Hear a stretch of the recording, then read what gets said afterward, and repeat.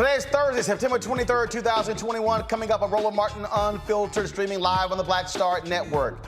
More pressure being applied to President Joe Biden's administration dealing with the Haitian migrant crisis. You've got his Haitian envoy resigns in protest, blasting the American policy. You have the Congressional Black Caucus demanding answers. We'll be joined by Congresswoman Frederica Wilson and also Congresswoman Yvette Clarke. You also have black activists right now gathering supplies in Dallas, traveling to Del Rio, Texas as well. You also have the Haitian government also saying, hey, slow down the deportations so they can also have time to catch up. Folks, we got all of these areas covered, and Press Secretary Jen Psaki taking tough questions from black journalists at the White House. We got it all broken down. We have it for you right here on Roland Martin Unfiltered. Also on today's show, Black and Missing. Mainstream media all of a sudden discovers missing black people. They're the damn problem because they've been focusing on missing white folks. We will talk with the family of one young man who has been missing for quite some time, and also some horrible news. Another brother, Jelani Day, his body found today in the Illinois River in that state. During closing arguments during the R. Kelly trial, R. Kelly's lawyer compares the singer to Martin Luther King Jr. What the hell is that about? Also, more of the life and legacy of Melvin Van Peebles. We'll hear from filmmaker Nelson George, also filmmaker Michael Schultz, who directed Car Wash, and a heartfelt video from his son, Mario Van Peebles. It is time to bring the funk. I'm Roland Martin Unfiltered, streaming live on the Black Star Network. Let's go. He's got it. Whatever the miss, he's on it. Whatever it is, he's got the scoop, the fact, the find. And when it breaks, he's right on time and it's rolling. Best believe he's knowing. Putting it down from sports to news to politics. With entertainment just for kicks, he's rolling. It's on go, roll, y'all. It's Roland Martin, yeah. Rolling with Roland now. He's funky, he's fresh, he's real, the best, you know he's Roland Martin now.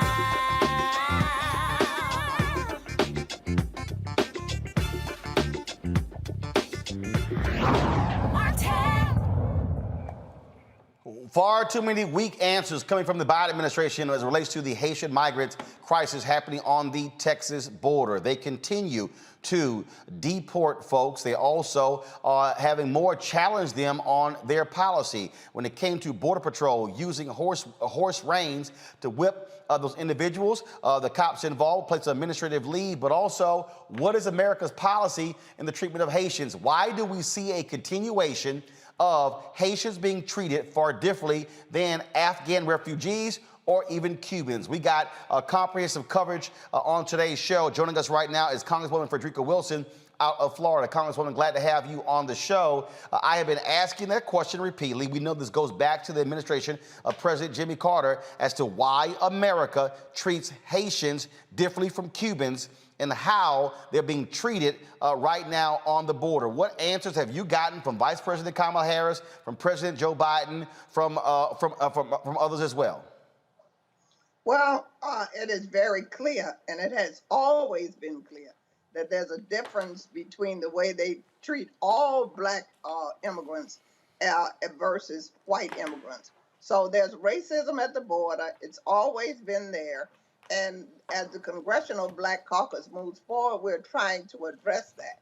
Right now, we are demanding that all deportations to Haiti cease.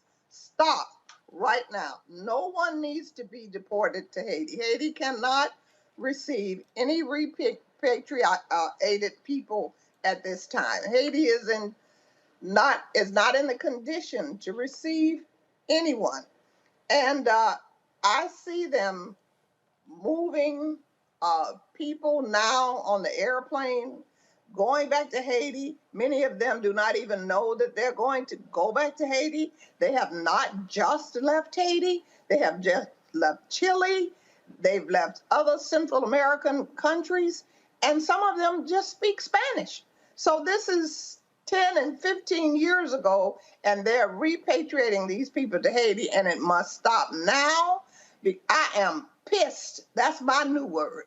Pissed beyond my reservation. I am stunned that we are experiencing this under a Democratic president. This makes no sense. Now, you see the continuation of the policies of Donald Trump when it comes to Title 42, the usage of that. President Biden, then we was running, said he was going to be treating Haitians more humanely. What the hell happened? Well, it is my understanding that this surge came as a surprise. They were not prepared for the surge. They were not ready for them as far as shelter, as far as food, as far as water, clean water, sanitation. They just came. And what is going on?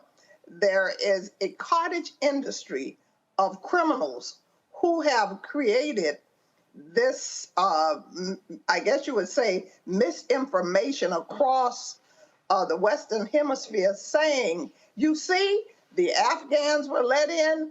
They have opened the border. Just come, pay us. We will bring you.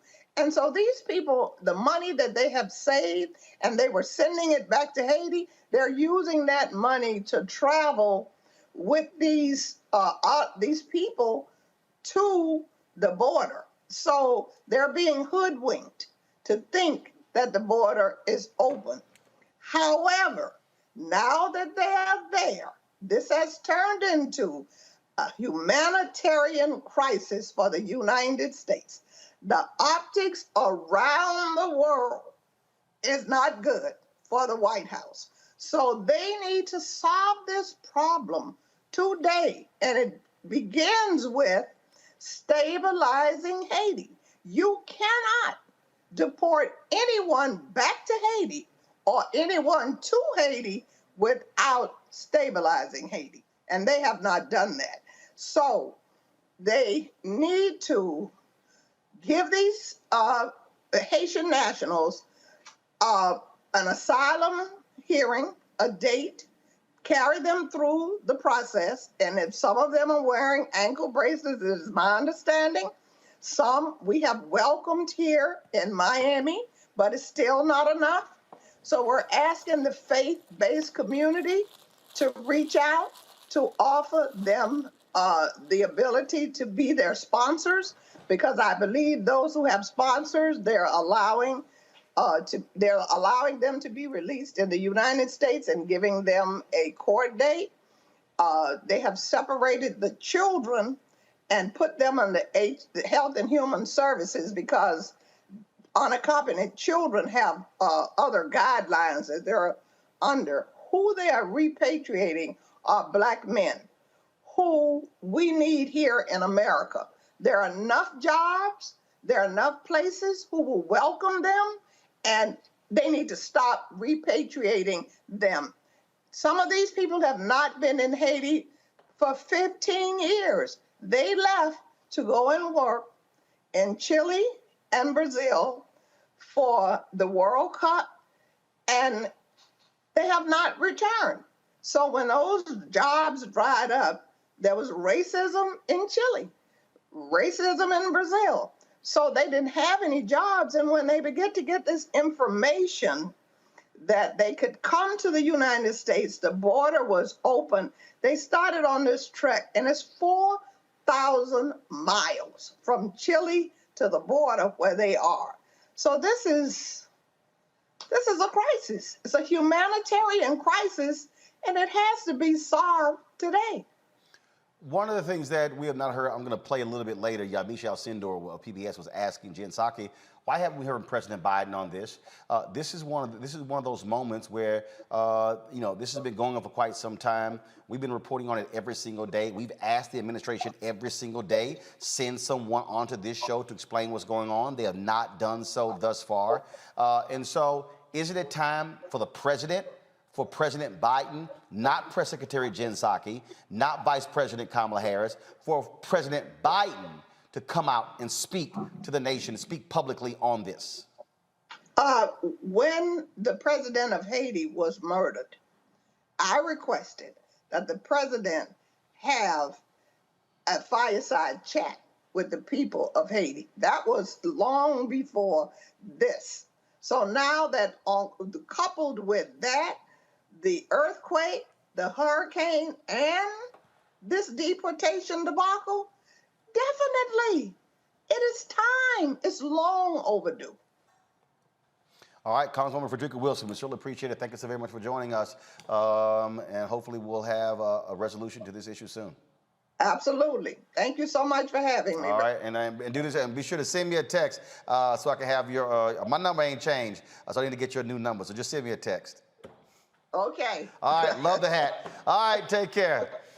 Folks, today, as I said, Michelle Sandero was questioning Jen Psaki, the press secretary. It got a little heated. Here's this exchange today, the White House briefing room. Go ahead, Yamiche. Thanks, Jack. A couple of questions on Haiti.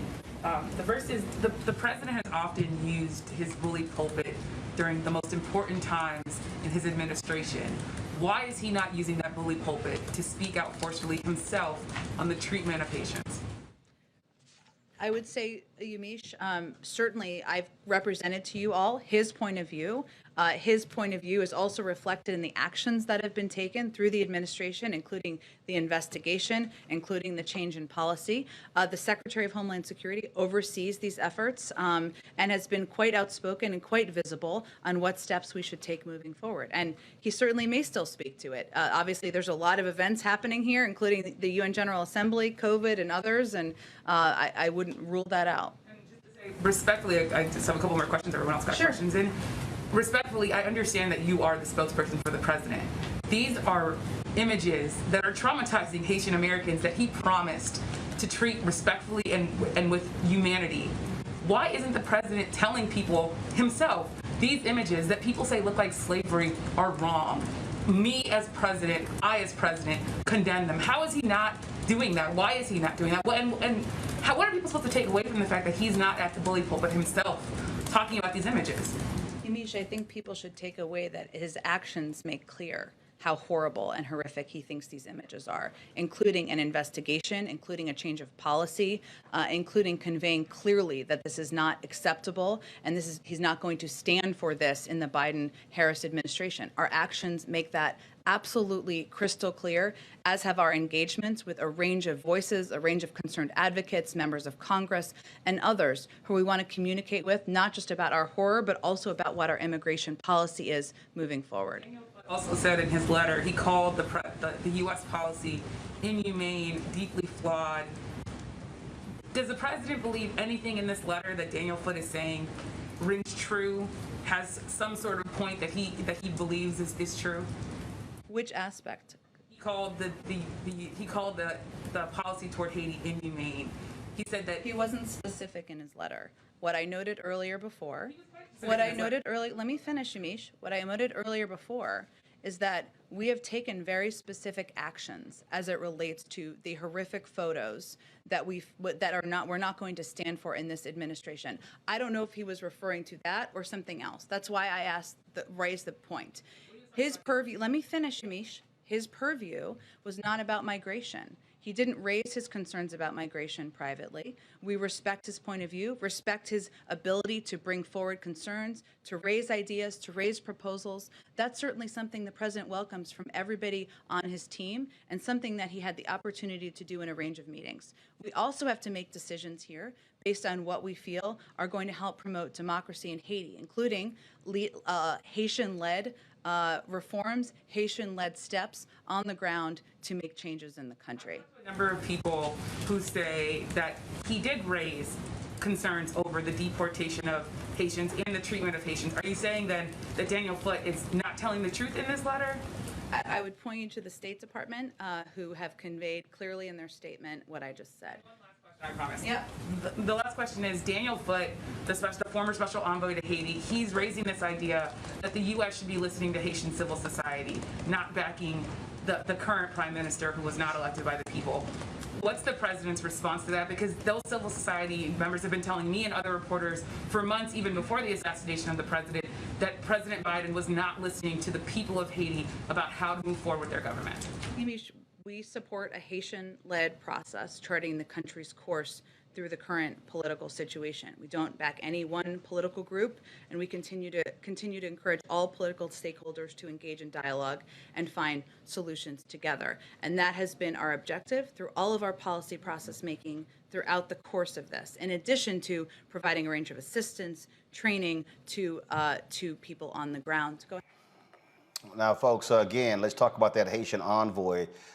In his resignation letter to Secretary of State Anthony Blinken, Daniel Foote says the inhumane and counterproductive decision to deport thousands of Haitian refugees have led to his immediate resignation. This is the letter here that he lays out. First of all, I don't want to go to that first, folks. I'm going to go this here. I'd rather have the whole letter. I want to do this here. Let me pull up because I want to show the lead paragraph, which is the most important, because he gets right to the issue quite quickly in this here. And this is what he says. Come to my computer, please. This is what he says. Our policy approach to Haiti remains deeply flawed, and my recommendations have been ignored and dismissed when not edited to project a narrative different from my own. The people of Haiti, mired in poverty, hostage to the terror, kidnappings, robberies, and massacres of armed gangs, and suffering under a corrupt government with gang alliances, simply cannot support the forced infusion of thousands of returned migrants lacking food, shelter, and money without additional avoidable human tragedy. The collapsed state is unable to provide security or basic services, and more refugees will fuel further desperation and crime. Surging migration to our borders will only grow as we add to Haiti's unacceptable misery. Haitians need immediate assistance to restore the government's ability to neutralize the gangs and restore order through the national police. They need a true agreement across society and political actors with international support to chart a timely path to the democratic selection of their next president and parliament. They need humanitarian assistance, money to deliver COVID vaccines, and so many other things. But what our Haitian friends really want and need is the opportunity to chart their own course without international puppeteering and favored candidates, but with genuine support for that course. I do not believe that Haiti can enjoy stability until her citizens have the dignity of truly choosing their own leaders fairly and acceptably. Last week, the U.S. and other embassies in Port-au-Prince issued another public statement of support for the unelected de facto Prime Minister, Dr. Ariel Henry. And I'm going to pull up this second piece right here. He said, as interim leader of Haiti, and have continued to tout his, quote, political agreement over another broader earlier accord shepherded by civil society. The hubris that makes us believe that we should pick the winner again is impressive. This cycle of international political interventions in Haiti has consistently produced catastrophic results. More negative impacts to Haiti will have calamitous consequences, not only in Haiti, but in the U.S. and our neighbors in the hemisphere. Signed, Daniel Foote, and he will, of course, he sent it to the Undersecretary for Political Affairs, the Assistant Secretary for Western Hemisphere Affairs, the Acting Director General, Congressman Gregory Meeks, Chair of the U.S. House of Representatives Foreign Affairs Committee, and Congressman Andy Levin, House of Representatives. I've seen a lot of resignation letters, Dr. Greg Carr, but very few have been that blunt in resigning in protest from the State Department. Well, it's always good to be with you and with everyone on Thursdays, Roland, weekly. But, you know, this is a particularly heavy week. And another reason why Black Star Network is so important. This story is going to be covered a lot of places, but it won't be covered anywhere like this. Daniel Foote basically is a traitor. He's a traitor to the American project in this moment. They threw him under the bus. This is a career diplomat. He joined the Department of State in 1998. He has been stationed in Zambia. He has worked in Central America. He has done Bolivia, other places, Latin America. And he's only been in Haiti as the special envoy since the end of July when Moise was killed, the prime minister. But they installed Ariel Henry. You see, the United States government installed Ariel Henry. You see, the Biden administration installed Ariel Henry to do exactly what he is doing. And the response from Ned Price, who's a spokesperson from the State Department, to Mr. Foote's allegation that his recommendations have been cast aside, they said, no, we didn't cast them aside. We considered them and considered that they were, quote, this is the Biden administration, quote, harmful to our commitment to the promotion of democracy in Haiti, and were rejected his recommendations during the policy process. They're in bed with, they stood him up with the Organization of American States. They're in bed with this cat. They're not just ignoring civil society. They don't want the Haitian people in charge of Haiti. Joe Biden, you mummy. And so as they have mounted up, as they've mounted now, as many as 7 flights now. They've ramped them up. These flights have about 145 people apiece. And we heard Congresswoman Wilson talk about this. Some of the people have been in Latin America for over a decade. They left after the earthquake in Haiti in 2010. They went to work in the World Cup in Brazil in 2014. The racist Brazilian government, which ended up with Bolsonaro there now, began to expel them. That's why they ended up in Chile. And as she said, they have been assaulted. There have been rapes. There's been robbery and thieves and people lying and saying if you trade for this money to bring them to the Texas border. And what is the Biden administration doing under this Title 42 piece that the Trump administration started? Joe Biden, they've been using the excuse that we're deporting people because of COVID, and they appealed a federal ruling that said you can't use that excuse. The Biden administration just appealed that. They are deporting people, and they're going to try to deport as many of them as they can, or turn them back to Mexico, release some into the United States. But Foote, apparently, Roland, finally, brother, he's had enough. This is a career civil servant, a member of the senior diplomatic corps, who looks as if he has had enough. And when Jen Psaki stood there and lied to the face of Yamisi Alcindor, whose parents came here from Haiti, who grew up in Miami, who talks about that, I'm sure it was very personal for that sister today in that room, they revealed that this no good settler state don't give a damn about black people, and that includes Joe Biden. Rishi Colbert, Black Women and Views. What's really interesting here when we talk about what's going on here is, yes, there is an expectation that a President Joe Biden was going to treat folks differently than Donald Trump did. Mm-hmm. And Joe Biden has got some answering to do to black people. Absolutely.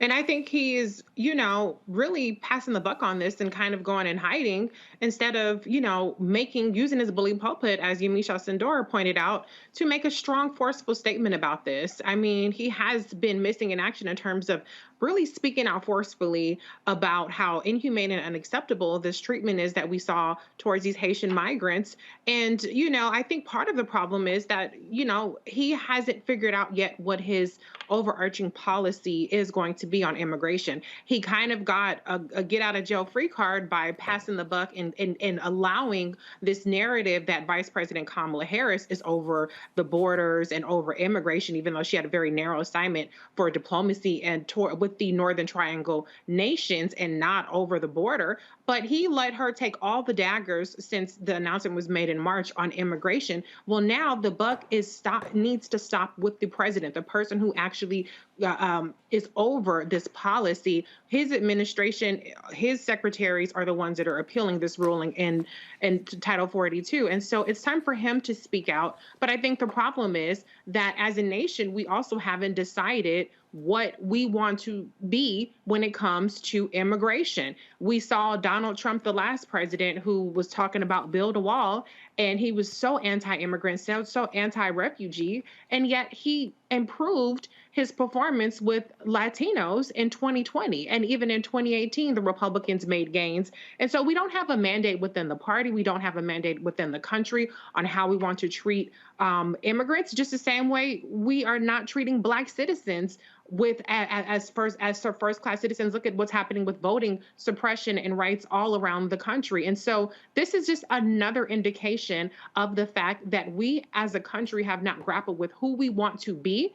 And as a result, we continue to be who we have always been, which is inhumane, treating Black people, whether they're immigrants, whether they're Black citizens, as second class citizens, and inflicting more pain and horror. And there's absolutely no reason to be, quote unquote, repatriating Haitian migrants and refugees back to a homeland. It's their original homeland, but places they have not been for over a decade. So there are so many flaws in this, but I also have to point out, I know people don't want to hear about logistics and facts, but there is a logistical aspect here that needs to be addressed as well. Maybe this is something that Congress can work on. The fact of the matter is there are over 300,000 open asylum cases. These are people that have already passed the first threshold that are working their way through the system. They only approve about 30,000 a year. At the rate of approval, it's going to take 4 years to get through all of the open asylum cases. You have over 1 million quote unquote open removal cases where they've determined that these folks need to be deported.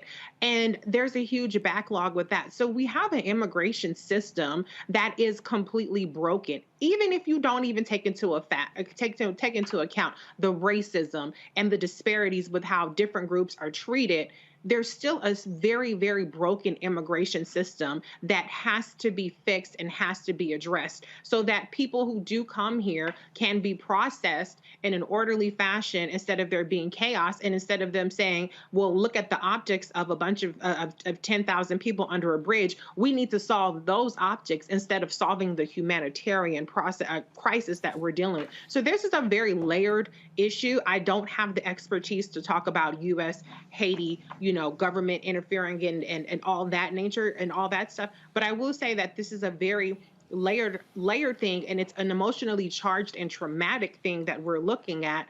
But there are so many issues that need to be addressed that aren't even a part of the conversation yet. Roger, before I go to you, would you and my Congresswoman Yvette Clarke of New York. Congresswoman Clarke, glad to have you here on Roland Martin Unfiltered. You represent a number of Haitians in your district, a number of Haitian Americans. What are they saying to you? What are you hearing from them regarding this crisis on the Texas border? Roland, they are distraught, but they are not dissuaded. They are energized to do whatever they must do, what we must do to make sure that, one, there's accountability with the Department of Homeland Security and Border Patrol, but two, most importantly, that the Haitian migrants are given the same due process that all of the migrants seeking refugee status, asylum in the United States are afforded. We are very focused. Of course, it is a traumatic thing to watch people of African descent, Black people, Haitian people treated in the way that we have seen. We know that this migration is a culmination of a number of very complex situations, and it is up to us as Americans to stand up for the creed that we are accepting of all people in our nation, that asylum is something that has been at the heart of who we are as a people. So my constituency, while disappointed, while very just angry and distraught over what has transpired, are energized to make sure that there is justice at the end of the day. This is, of course, Democratic administration. Bottom line is, if this was Donald Trump, folks would be raising holy hell all up and down. As far as we're concerned, there's no difference. How these Black migrants are being treated is wrong, and President Joe Biden needs to say something. He needs to be seen speaking. We've heard from Vice President Kamala Harris. We've heard from Press Secretary Jen Psaki. We've heard from CBC members, Congresswoman Joyce Beatty, the chair, and so many others. When is he going to say something that speaks to this issue? Because he pledged to treat migrants humanely when he was running for president. Well, now he's in the office. Well, it's my hope that he's hearing the outcry of the people. Certainly, we went to the White House to make it plain to them, we being members of the Congressional Black Caucus me being the head of the Immigration Task Force, co-chair of the Caribbean Caucus and co-chair of the Haiti Caucus in the House of Representatives, I've made it unequivocally clear that what we have experienced as people of African descent was amplified in terms of the marginalization and brutality against Black bodies that we witnessed with these Border Patrol agents. We have asked that these Border Patrol agents be held accountable, and as far as I'm concerned, that means dismissed, and that there are a whole host of other actions that need to be taken by this administration. So we recognize that this was a digression that can be overcome. Right now, we've asked for the halt of any more repatriation of Haitian nationals back to Haiti. And again, that there be due process for those who are seeking refuge and asylum in the United States of America. I've seen the administration begin to move in that direction. I'm holding them accountable each and every day. As you know, we want accountability, we want transparency, and most of all, we want our people to be treated with human dignity. Congresswoman Yvette Clarke, we certainly appreciate it. Thank you so very much for joining us. Thank you for having me, Roland, and thank you for being on top of this issue, as I know you would have been. But this is something we cannot abide with as Americans, as African Americans, as Black Americans, and in my case, as a Caribbean American. This strikes at the heart of who we are as a nation, and this will not be the final word. There's much more that needs to be done, not only for these migrants, but for the island nation of Haiti. And I intend to be on the front lines and leading that charge. So thank you once again, and I appreciate the attention you're giving to this issue, Roland. Thank you so much. I appreciate it. Thank you so very much. All right, Faraji Muhammad, your thoughts on all of this. It is certainly increasing. It's a problem. We are seeing this all across. We're seeing, of course, activists work to pull together resources. They're doing that in Dallas as we speak. We're going to try to get Tamika Mallory, Reverend Freddie Haynes on the line as well. They're going to be driving supplies and resources down to Del Rio. I saw Pastor Jamal Bryant and others are going to be heading down there as well. Biden administration has got a problem, and I don't know who the hell is advising them, but they better fix it real quick.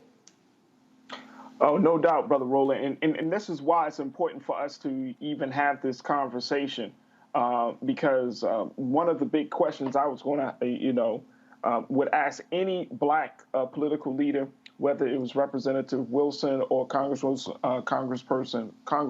Clarke, is what should the average Black American do right now? What should be done? Because I see Jay Morrison, other folks are talking about hitting the Del Rio. What about those of us at home? How do we help? How do we support? How do we get involved? How do we offer our, our services or whatever that can be done? I think that's a big question for us to create the sense of camaraderie, brotherhood, and sisterhood among the people. But the other thing I think is very interesting too, Brother Roland, is the fact that AP News reported this, that the criteria for deciding who is flown to Haiti and who is released in the U.S. are a mystery. According to the AP, they said 2 officials said single adults were a priority. And they said that if previous handling of asylum seekers is any guide, the administration is more likely to release those deemed vulnerable, including pregnant women, families with young children, and those with medical issues, and exempt unaccompanied children from expulsion flights on humanitarian grounds. Now, that's based on the previous policy. But that's not determining, that doesn't speak to where we are at the present moment. And I love what Reese had said in terms of where we are in this country on immigration. We know that there is a deep, deep level of racism when it comes to immigration in this country that we afford to white immigrants and migrants versus Black immigrants and migrants. And I think that's the problem. I think that's the problem. But we can't talk about that longstanding issue right now because we got thousands of people living under a bridge in Texas. So we have to ask the questions, why isn't there a criteria? What should the criteria be at this point?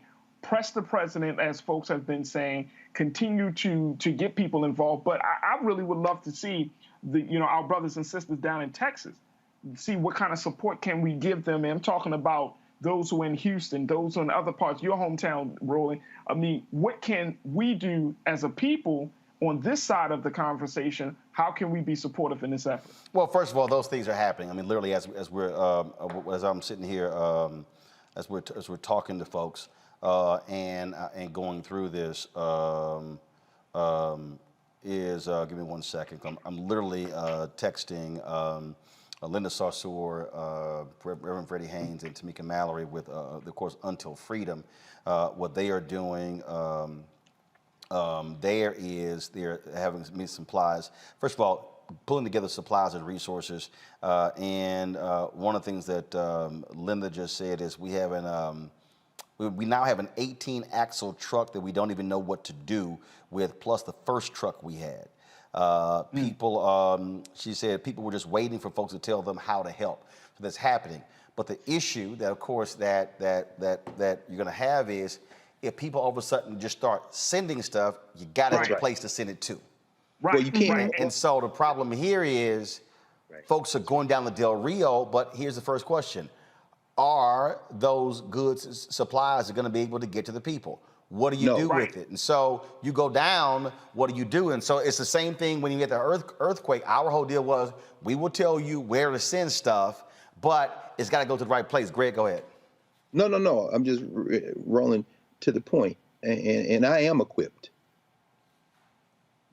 to have this conversation about U.S. interference in policy of Haiti and the government. And all these things are true at the same time. There isn't a broken immigration system in this country, particularly since 1965, the Immigration and Naturalization Act. What there is a determined attempt to curate who gets to come in this country and who doesn't. Mm-hmm. It's not broken.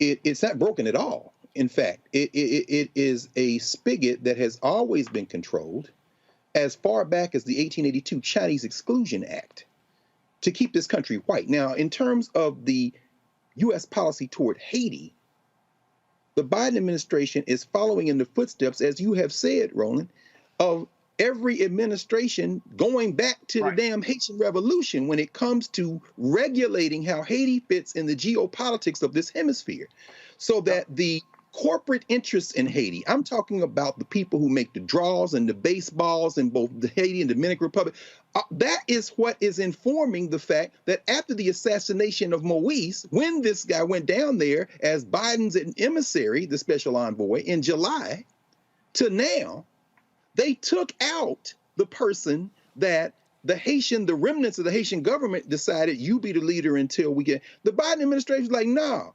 They vetted Dr. Henry, along with the Organization of American States. None of this is hidden. It takes maybe a few keystrokes and a couple of conversations to see. And so as people in the United States want to send aid, the folk who are down there under the bridge at Del Rio, access has been blocked by the local police and the federal government. It's important to understand.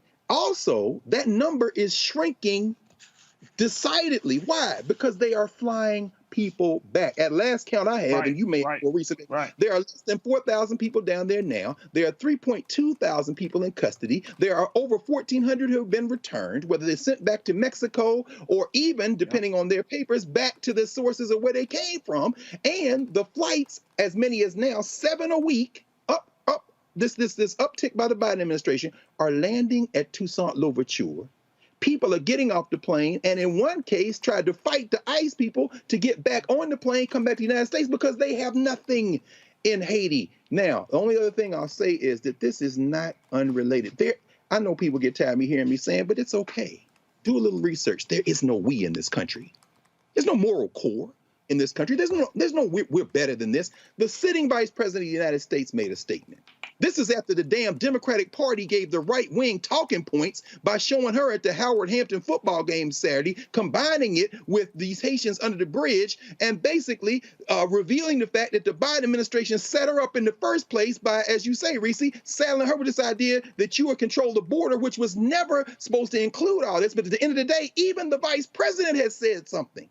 Right now, we are all Haitians. One of the most encouraging things I've seen in this, and that I think we've seen in this, is that we have set aside all our little petty differences about where the black people come from. We continental Africans. Yeah. You heard Yvette Clark. You heard Frederica Wilson. We are all Haitians. And that cracker on that horse with that whip, bring it, baby, because your little country's falling apart.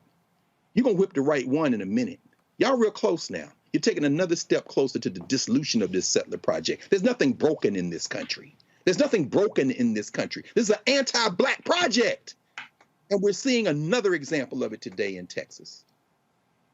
Well, when you talk about how this view of whiteness, and I've told y'all about this white supremacist Charlie Kirk, big-time Trump person. Listen to what he said about what should be happening with the border dealing with Haitians. Listen. Of course, that's a lie. We know that's not true. You have pictures of people that have pieces of paper that says, please help us. I do not speak English. What bus do I need to take? Thanks for your help. As they get released into the interior of the United States. Bill Malhusian is saying they are releasing entire family units into the United States. Now, some people are saying I'm being too harsh on Texas. Well, Texas, whether they like it or not, are front and center, smack dab in the middle of the great question of our time, which is, who runs the country? What do you do when you start to have a apathetic tyrant, now apathetic when it comes to immigration law, but very engaged when it comes towards forcing vaccinations? What do you do? I know so many amazing patriots in the great state of Texas, and I love Texas, that have been waiting and are willing for this moment. Deputize a citizen force. Put them on the border. Give them handcuffs. Get it done. Sure, that's dramatic. You know what's dramatic? The invasion of the country. We're going to talk more about that. We're going to talk about how the other side has openly admitted that this is about bringing in voters that they want and they like, and honestly diminishing and decreasing white demographics in America. We're going to say that part out loud because so many people in the corporate media are afraid to talk about it. Charlie Kirk here. Check out the Charlie Kirk Show podcast. Be right back. No, Charlie, we aren't afraid to talk about what you white nationalists have been saying and want to do because we've been calling that out. First of all, let's just be clear. You can't blame what's happening with decreasing white folks on migrants. Y'all the ones who stopped screwing.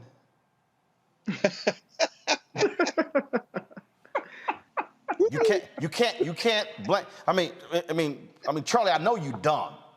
I mean, I know Candace Owens makes you look like a Rhodes Scholar. But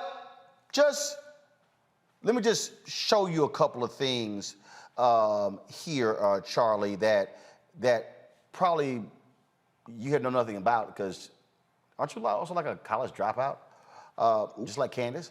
Let's see here. We're going to type in here. Go to my computer, please.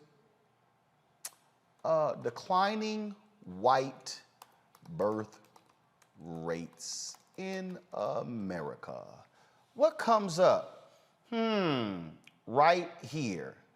White deaths exceed births in a majority of U.S. states. Let me go ahead and increase this here. In 2016, more non-Hispanic whites died than were born in 26 states, more than at any time in U.S. history. See, Charlie, y'all the ones who not screwing. And that's really what the pushback, Reese, Faraji, and Greg, is all about. They are, oh my God, we're losing this. The demographic numbers, that's the whole deal. The opioid crisis made it worse. White life expectancy dropped. COVID's making it worse, dropping. That's why every time one of these white anti-vaxxers, white 707 conservative radio talk show hosts, bye, they gone. They dead. Right. That's what's going on here. And so what they're doing is taking it out on people of color. And the problem is that President Joe Biden and too many Democrats are so scared of Republicans. Oh my God, they're criticizing us over immigration. Oh, then you have this white nationalist, Tucker Carlson, on Fox News, leading the charge every single night, saying stuff like this. An unrelenting stream of immigration. But why? Well, Joe Biden just said it, to change the racial mix of the country. That's the reason, to reduce the political power of people whose ancestors lived here and dramatically increase the proportion of Americans newly arrived from the third world. And then Biden went further. He said that non-white DNA is the, quote, source of our strength. Imagine saying that. This is the language of eugenics. It's horrifying. But there's a reason Biden said it. In political terms, this policy is called the Great Replacement, the replacement of legacy Americans with more obedient people from faraway countries. They brag about it all the time, but if you dare to say it's happening, they will scream at you with maximum hysteria. And here you have Joe Biden confirming his motive on tape with a smile on his face. Legacy Americans. Go ahead, Faraji. What is he talking about? I'm blown away. I'm blown away by this whole thing. But, you know, I think that, you know, this whole idea that this is a mass, you know, as Tucker Carlson said, mass movement to decline the white population, this is straight out of something, this is white paranoia, this is white fear, because America is coming to a reckoning in this whole country. I mean, this whole world is coming to a reckoning that white supremacy is dying, and you're seeing people rise up. No. That's a mistake we make. White supremacy is not. No. White supremacy is not dying. More whites are dying. That's a difference. No. And here's why I say white supremacy is dying. The belief in white supremacy is dying. That is, people are starting to rebel against that idea of this. Black people, brown people across this country, across this world. Here's the no. See, no. Gotta correct you, my brother. Here's why. Go ahead, Here's why. By 2043, okay, America will be a nation majority people of color. But that's 53% Black, Latino, Asian, Native American, 47% white. The problem is you have an increasing number of Latinos who are identifying as white. They are identifying as white right now. No, hold up. Then you also have Brother Roland, you also have an emerging number of Latinos and Hispanics who are pushing for not an identification with white, but they want to be placed in a different category, in their own independent category. I'm telling you, here's the deal. We're seeing it play out in Texas right now. In the last election, you had some Texas counties that were Hispanic counties saw a 200 to 300% increase for Donald Trump over Joe Biden.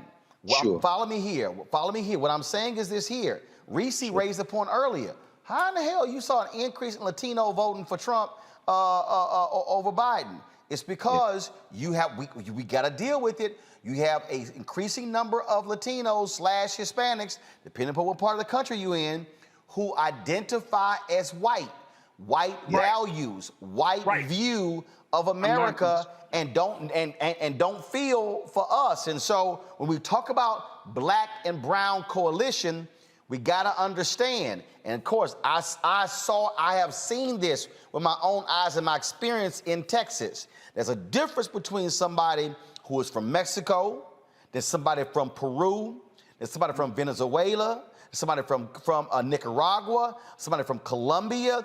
And so the values aren't the same. So you got some folks who come over here and they're like, no, I'm white.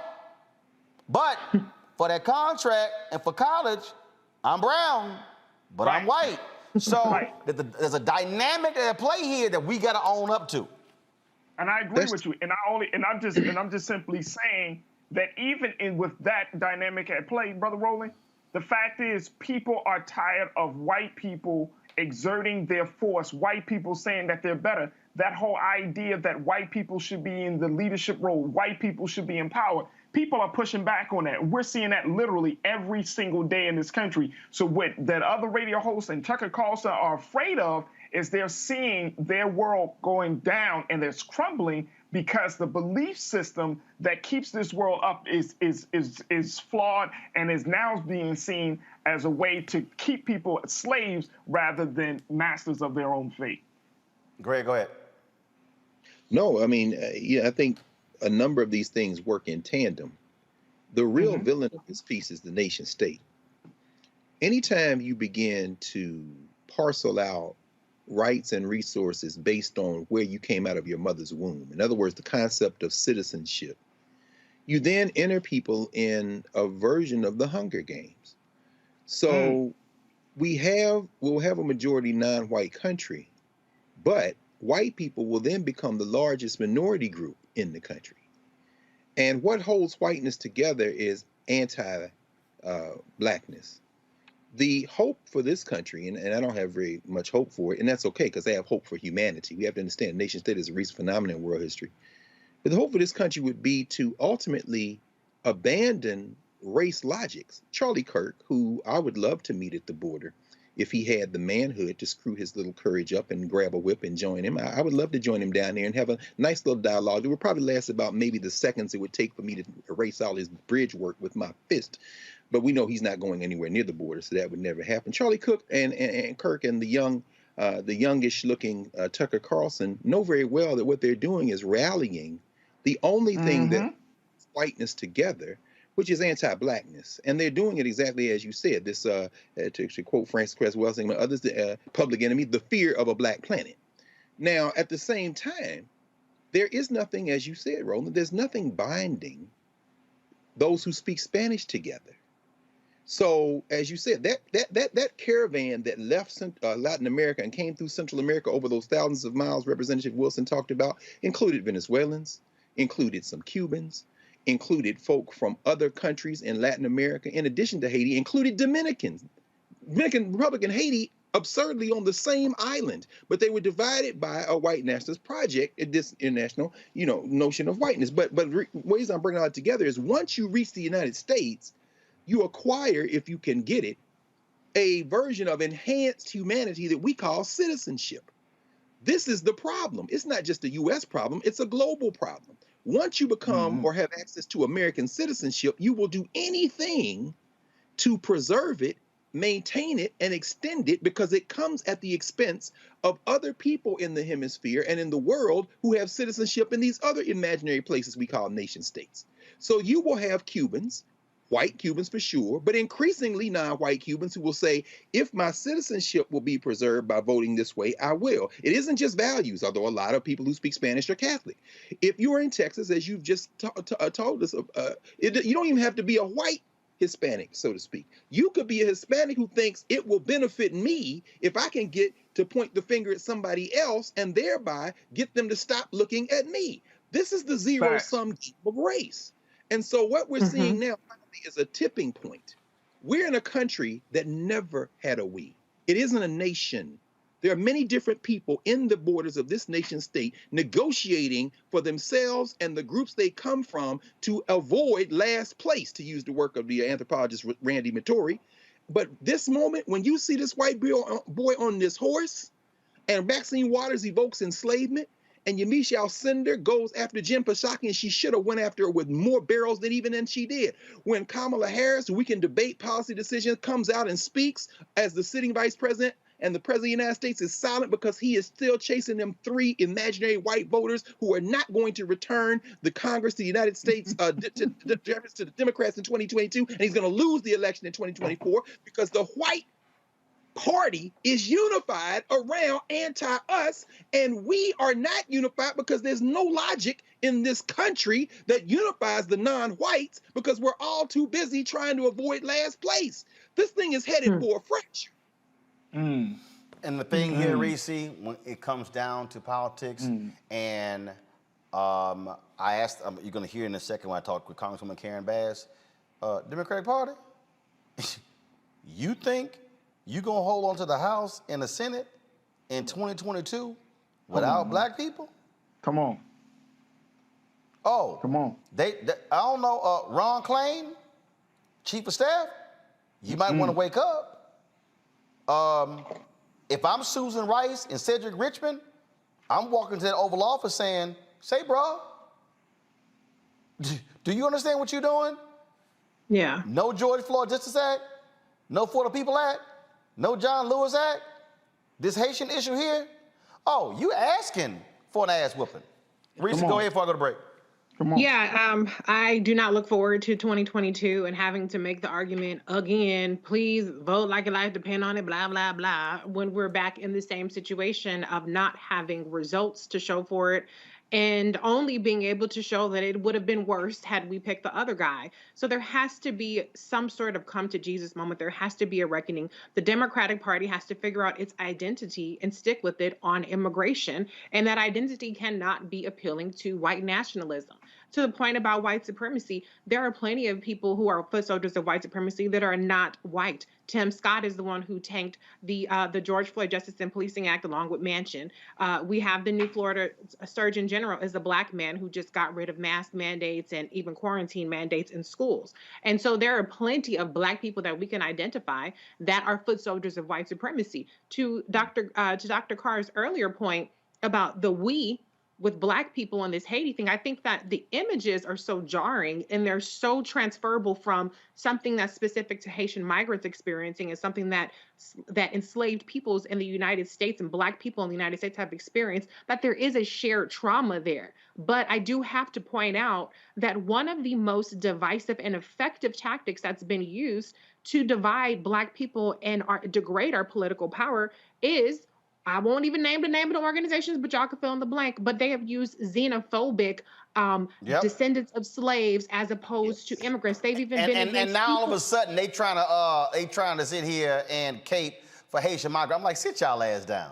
But the reason for that is because it's an issue that is politically charged and can alienate black voters from the Democratic Party. So there are a lot of issues at play. We have xenophobia within the black community. I don't think there's an all good big kumbaya situation that's coming together just because of these images, but the images are universally abhorrent to anybody who has a conscience and a soul and understands that black peoples from across the diaspora have humanity. But we cannot ignore that we are still very much fractured. And even though we might come together to express our outrage towards the administration, that doesn't mean that we all have the same goals, because there are some people that actually do identify with, it's not, Tucker Carlson and Kirk called it the white replacement theory, but there is a notion that they're taking our jobs and we have to take care of our own people, and y'all are talking about letting them through. So there are a lot of things that we have to talk about. We can't just put a rosy picture on it like we're all in this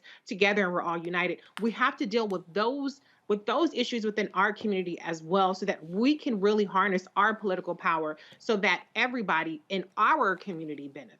Folks, we got a lot more on today's show. I got to go to a break. Coming up, we're going to hear from Congresswoman Karen Bass. No George Floyd Justice Act. Where you at, Senator Tim Scott? I thought you were going to bring at least 10 Republicans with you. Same 10 Senator Joe Manchin is going to bring, huh? Yeah, I thought so. Also, we're going to talk about black and missing. All of a sudden, white media now trying to do stories on why there's no coverage on black and missing, because y'all punk asses the one doing it. Because you basically got white bosses. Also, DOJ indicts a white Louisiana state trooper for beating a black man, a suspect. And we'll also talk to Omar Dorsey of Queen Sugar, and more tributes for the great Melvin Van Peebles. You'll hear from author, documentarian Nelson George, as well as great director Michael Schultz, and an emotional video that Mario Van Peebles put out last night about his father. Folks, you're watching the Black Star Network. Be sure to download the app. If you don't have it, download it on all platforms, Apple, Android, Apple TV, Android TV, Roku TV, Fire Stick, Xbox, Smart TV. Support Roland Martin Unfiltered by joining our Bring the Funk fan club. where your dollars make it possible for us to do what we do. Cash App, $RM Unfiltered. PayPal, R Martin Unfiltered. Venmo is RM Unfiltered. Zelle, Roland at RolandSMartin.com. Roland at RolandMartinUnfiltered.com. I'll be back on Roland Martin Unfiltered, the Black Star Network, in a moment.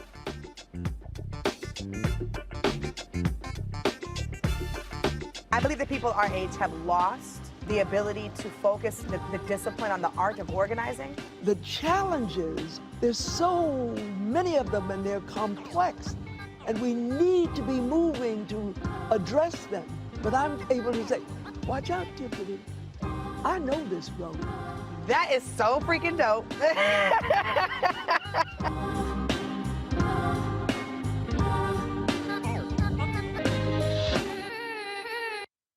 Time to be smart. Roland Martin's doing this every day. Oh, no punching! Thank you, Roland Martin, for always giving voice to the issues. Look for Roland Martin in the whirlwind, to quote Marcus Garvey again. The video looks phenomenal, so I'm really excited to see it on my big screen. Support this man, Black Media. He makes sure that our stories are told. See, this difference between Black Star Network and Black-owned media and something like CNN. I got to defer to the brilliance of Dr. Carr and to the brilliance of the Black Star Network. I am rolling with Roland all the way. Honored to be on a show that you own. A black man owns the show. Folks, Black Star Network is here. I'm real revolutionary right now. Roland was amazing on there. Stay black. I love y'all. I can't commend you enough about this platform that you've created for us to be able to share who we are, what we're doing in the world, and the impact that we're having. Let's be smart. Bring your eyeballs home. You can't be Black-owned media and be scared. You dig?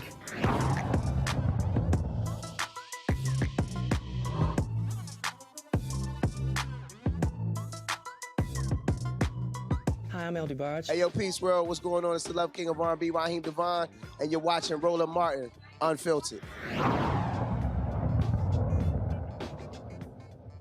The Department of Justice have indicted a former Louisiana state trooper for alleged excessive use of force against a black man.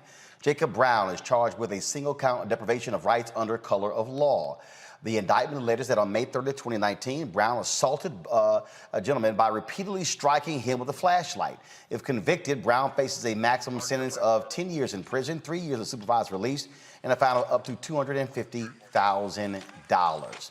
Now, folks, these are the sort of things that propelled Congress to move on the George Floyd Police Reform Act.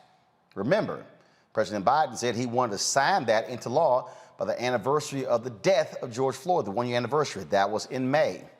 It passed. Democrats and Republicans have been negotiating.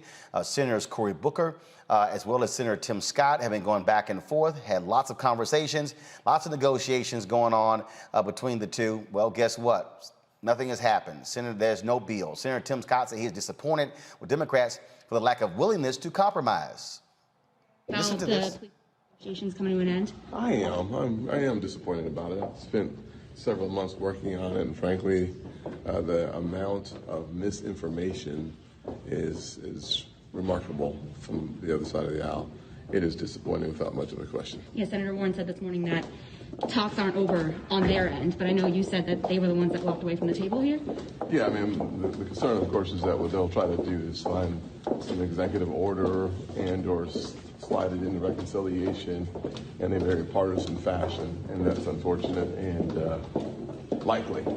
They both, in their statements, made it very clear that they're looking for a way to do this from a partisan perspective, unwilling to negotiate on behalf of the communities that need the help the most. They're going to just find a way to shove it into something in a very partisan.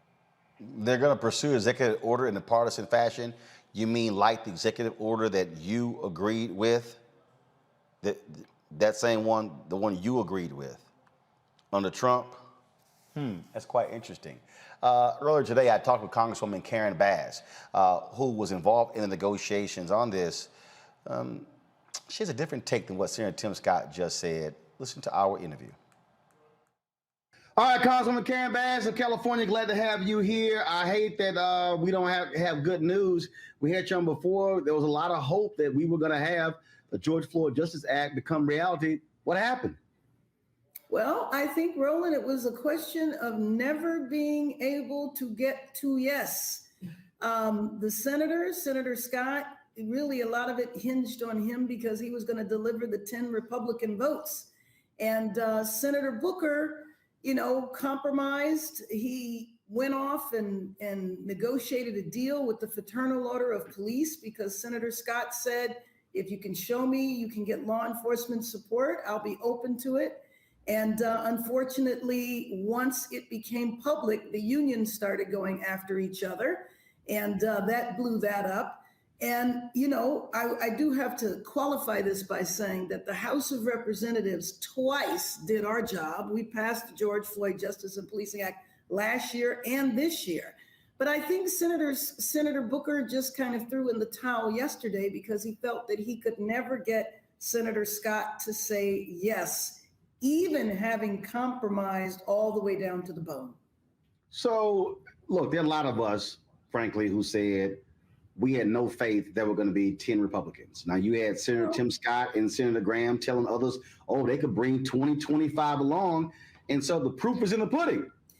Yeah, the proof is in the pudding. But, Roland, I didn't have tons of faith. But when McConnell anointed Scott to negotiate the deal and said, whatever deal you negotiate, we will make sure it gets across the finish line. That was tons of reason for us to have hope. I agree. No. Let me be clear. First of all, making the effort to negotiate to get a deal had to happen. Right. But my point was, I felt no matter what y'all did, unless y'all just gave everything up, the Republicans were going to always just try to find some other excuse, and the thing is also, Senator Tim Scott hasn't come out, explained himself, explained any of this. And the bottom line is what you just said. If McConnell said, what you bring to us, we're going to put forth, nothing, it's like, again, lock it down, make it happen. Right. But I will tell you how far it went. One, I told you that Senator Booker negotiated a deal with the police that they agreed to. If that didn't work, we said, well, what about the Trump executive order? President Trump put that forward. It's still in effect. When President Trump put it forward, we didn't like it because it was at the height of the protests last year. But frankly, given that momentum is gone and is actually reversed and in the opposite direction, putting Trump's executive order into law this year looks different than it did last year. But Senator Scott was not able to agree to that. Now, that was President Trump's executive order with all branches of law enforcement supporting it. And so if you can't even agree to what is already in existence, then at that point you have to say that this is over, which is what Senator Booker did. So here's the dilemma that Democrats are in. Democrats control the House. The House, as you said, passed it twice. The Senate did not pass it, but Democrats have it's a 50-50 tie in the United States Senate. Democrats have the White House. I'm already hearing from people who have said, no George Floyd Justice Act. We've seen what's happened with the Haitian and Texas border. No For the People Act. I'm hearing people say, I'm not going to be excited and interested in going out there and voting next year. This is going to have serious ramifications for Democrats to keep control of the House and the Senate in 2022. So, what are you telling the White House? What are you saying to, Majority Leader Chuck Schumer that, look, folks, understand, Black folks are not just going to sit here and look kindly on nothing actually getting passed. You couldn't be more right. I mean, this is a devastating loss. The most important thing to me is the fact that an average day, 3 people die at the hands of police. So if you think about George Floyd's murder to now, you're talking over a year, there's probably been around 1,000 deaths involving officers. Now, I'm not saying all of them were like George Floyd. Some of them might have been appropriate in the sense that people might have been in the middle of a violent exchange. But without any transparency, without any accountability, with 18,000 police departments policing in 18,000 different ways, it's really something that we were not able to bring about this change or voting rights or any of the other initiatives. We have to spend the time and help people understand that the problem in the Senate, as you well know, is that having majority is not enough. You have to have supermajority. But I believe at some point you have to look at that and say, if we're in control of the rules, then maybe we need to change the rules. What's next? Now we're hearing, President out of the White House, President Biden may take action utilizing executive orders. We asked that. We called on the administration to use its power to the fullest. I will tell you that the administration, in particular, Susan Rice, the chair of the head of the Domestic Policy Council, Cedric Richmond, were helpful every single step of the way. They provided advice, they provided support, and frankly, they had wanted to move much, much sooner, and we asked them to wait. So now that we have officially declared the negotiations over, we are calling on the administration to use every ounce of their power to move the needle forward. We might not have been able to pass legislation, but the administration can act. The administration has already acted by issuing instructions to the Department of Justice, or the Department of Justice rather, issued instructions around chokeholds, around no-knock.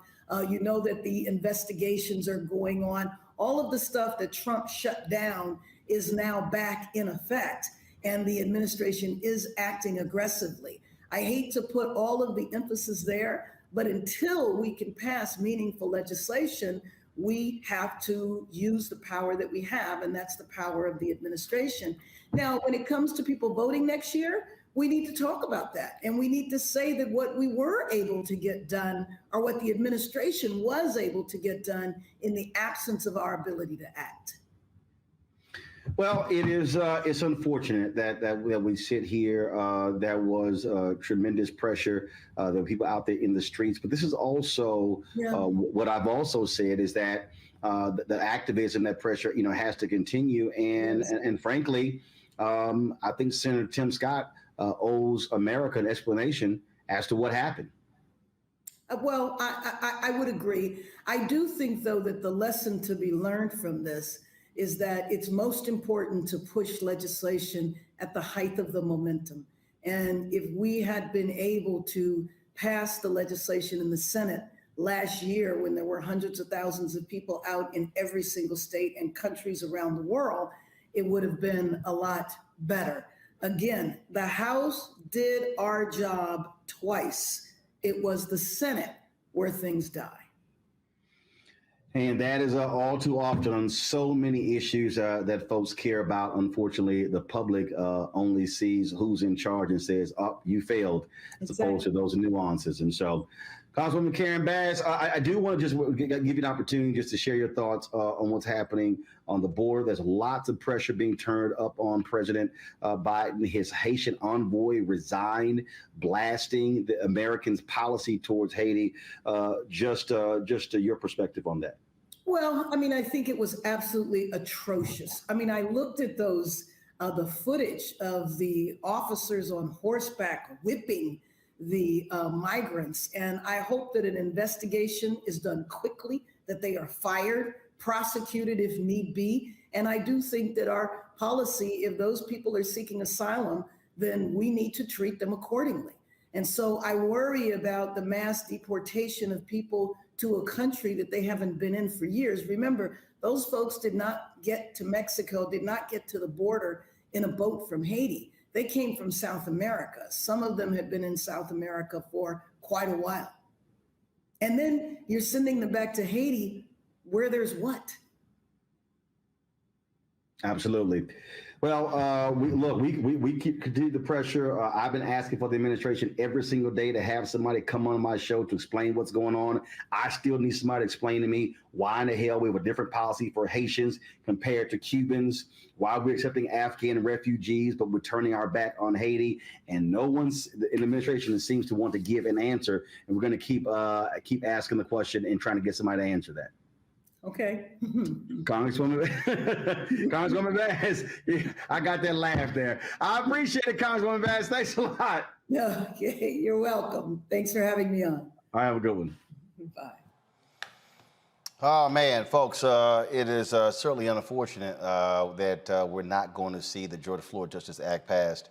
And yeah, Senator Tim Scott, you owe a much better explanation than what you said.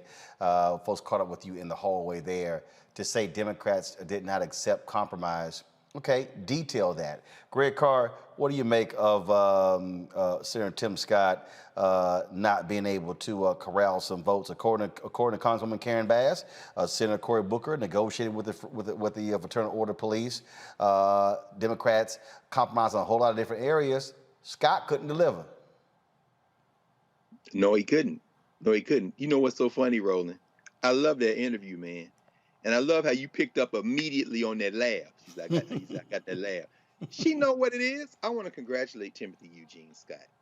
Tim Scott doing Tim Scott things. I want to congratulate Tim Mission Accomplished Scott, who entered that quote unquote negotiation in bad faith with one objective: to stop anything, to stop everything. That's why that ghoul, that old feckless old unreconstructed ghoul from Kentucky, Mitch McConnell, sent his servant, his good and faithful servant, into that conversation. I want to congratulate Senator Cory Booker, who finally reached the floor of his self-respect and said no. After I've given away everything, I want to congratulate the people who leaked the evisceration of the legislation by Senator Booker with the Fraternal Order Police after making a quote-unquote secret deal. I want to congratulate the people who leaked it so that then they could walk back from it, as those the Sheriff's Association and other groups met with Senator Tim Mission Accomplished Scott and young Lindsey, well, little Lindsey Graham in South Carolina. I want to congratulate everyone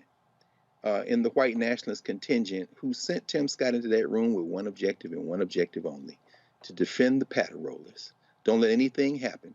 And when you heard finally, which is why, again, when she laughed that laugh, this is a woman who managed the whole California legislature, who was on the short list to be vice president of the United States candidate because of her capacity to negotiate, among other things.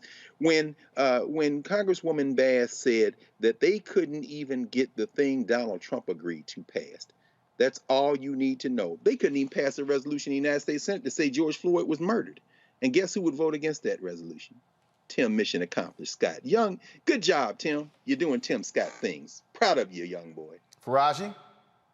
Yeah, I just can't believe we're still at this place. And I think this is the reason why so many of our people just have lost hope and faith in the government of the United States.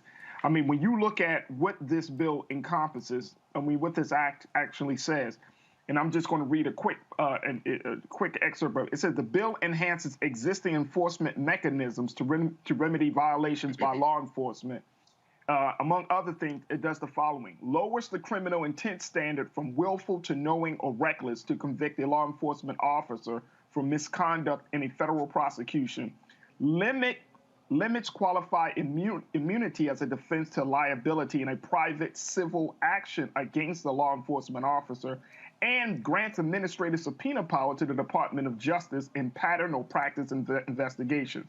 It also establishes a framework to prevent and remedy racial profiling by law enforcement at the federal, state, and local level. It also limits the unnecessary use of force and restricts the use of no-knock warrants, chokeholds, and precariated holds. And it creates a national registry, the National Police Misconduct Registry, to compile data on complaints and records of police misconduct. I mean, when you look at this act is nothing more than providing some level of justice to the victims of police brutality in this country. And for this country, for this Congress to not get to make it happen, you talked about a Dr. Carr, Tim Scott, and all of the other, cohorts in that group. The fact is, this is exactly why America's in the place that it's in, because it does not even want to recognize truth. It does not even want to recognize justice. It's so wrapped up in its own wicked pursuit of power and partisanship. It can't even come to terms on simple things. This country doesn't even have a national registry of police misconduct. What's wrong with that? They say, oh, it's qualified immunity. That's the problem. Police should not be civilly liable when they kill somebody. Why not? Why not? You can sue a doctor, can't you? If they kill you, can't you? I mean, this is absolutely insane. And for us to be in this place in 2021, after all of this unrest, people say, oh, it is the reckoning of America. No, it's not. It's not a reckoning. It's the same damn thing. Nothing. Reese. I can't. Yeah, unfortunately, I think it's another example of how ineffective Senate Majority, how ineffective Senate Majority Leader Chuck Schumer is. Where's the leadership of the Democratic Senate caucus? They consistently drop the ball. They have the majority. There's no kind of filibuster reform whatsoever. They completely got rid of the notion of the talking filibuster, of the being present filibuster, as opposed to being able to filibuster through email. And so what I see is continuing to wave the white flag, and it's not going to be enough to go to the Democratic voters, to go to the young voters, and even going to some Black voters in 2022 and say, well, the House passed the bill, but the Senate didn't, and Joe Manchin and Kristen Sinema. That's the political reality. But people don't like to traffic in political realities. They don't like to traffic in practicalities and Senate process. And so this is a very unfortunate development. It's also very typical of the Republicans to basically put it out there that there is no getting to yes. There's going to be the runaround. Same thing happened with Obamacare, where Obama gave away the farm. I shouldn't say that. Obama made a lot of compromises to attract Republican votes, and they still did not support it. And so Democrats, I don't know how much more they have to endure to figure out that you don't negotiate with terrorists, and what they're going to have to do to figure out that Chuck Schumer is going to have to step the hell up and get some damn votes. He was fine in uniting his caucus against Trump, but now it's time to actually govern and lead and legislate. You don't get to fall back on, well, we're just trying to, obstruct the Trump administration, and well, they got the votes and they're going to be able to, to pass whatever they want to pass. You have to actually pass some shit, Chuck Schumer. Nobody ever mentions Chuck Schumer. We can put some of the blame on Cory Booker because he negotiated. Where is Chuck Schumer? That's right. Even in anytime something doesn't pass in the Senate, they go back to Biden. They go back to VP Kamala Harris. Where is Chuck Schumer? You're tweeting at Biden, today is a good day to cancel student debt, and you ain't passing shit in the Senate. So I want to say to Chuck Schumer, step it the hell up. Get some results. If you got to twist them arms, if you got to do whatever the hell it is that you got to do, you got to do it. You got to bring your caucus along. That's what a leader does. That's what Nancy Pelosi does, even when she has a large faction of different interested parties, whether it's the progressives who don't want to pass certain things. And every time a bill comes through the House, this group is threatening that they're not going to support it. And that group is, and she has a very narrow majority, but she still gets the shit done. So whatever it is that you have to do, Chuck Schumer, you've been a majority leader in waiting for a long time, get it done. Because this not inaction, and you cannot fall back on excuses. And it's not just hurting the Senate, because the Senate they're actually in a better position to get the Senate back in 2022 than they have been for a while. It's going to bring down the entire Democratic Party if Chuck Schumer doesn't figure out a way to get some shit done with 50 votes, plus vice president with the tiebreaker. I think Reese has established get some shit done. All right. A black man in Oklahoma was facing execution despite recommendations from the State Board of Parole to commute his sentence. Julius Jones was sentenced to death for the 1999 slaying of Paul Howell. Last week, the State Parole Board recommended Jones' death sentence be commuted to life imprisonment without parole. Jones is still awaiting to see if Oklahoma Governor Kevin Stitt will follow the recommendation from the panel. His execution is set for November 18th by lethal injection.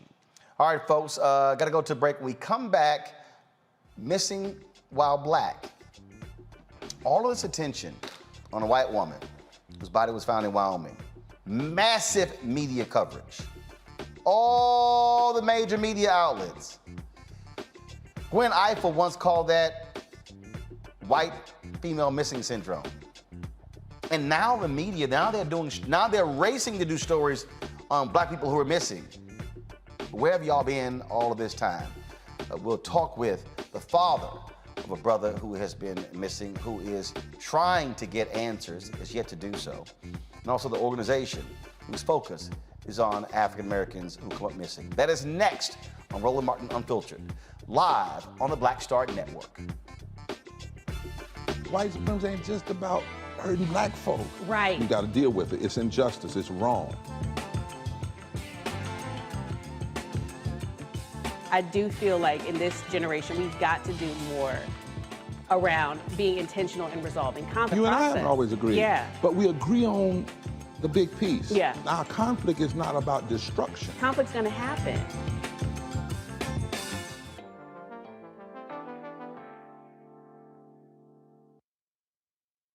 It's time to be smart. When we control our institutions, we win. This is the most important news show on television of any racial background. Y'all put $2, $3, $4, $5, $10, $15, $20, $30 on this and keep this going. What you've done, Roland, since this crisis came out in full bloom. Anybody watching this, tell your friends, go back and look at the last 2 weeks, especially of Roland Martin Unfiltered. I mean, hell, go back and look at the last 2 days. You've had sitting United States senators today, Klobuchar and Harris. Whatever you have that you can bring to Roland Martin Unfiltered to support it, please do, because this information may literally save your life. Watch Roland Martin Unfiltered daily at 6 p.m. Eastern on YouTube, Facebook, or Periscope, or go to RolandMartinUnfiltered.com. Support the Roland Martin Unfiltered Daily Digital Show by going to RolandMartinUnfiltered.com. Our goal is to get 20,000 of our fans contributing $50 each for the whole year. You can make this possible. RolandMartinUnfiltered.com. Hi, I'm Vivian Green. Hey everybody, this is your man Fred Hammond, and you're watching Roland Martin, my man, Unfiltered.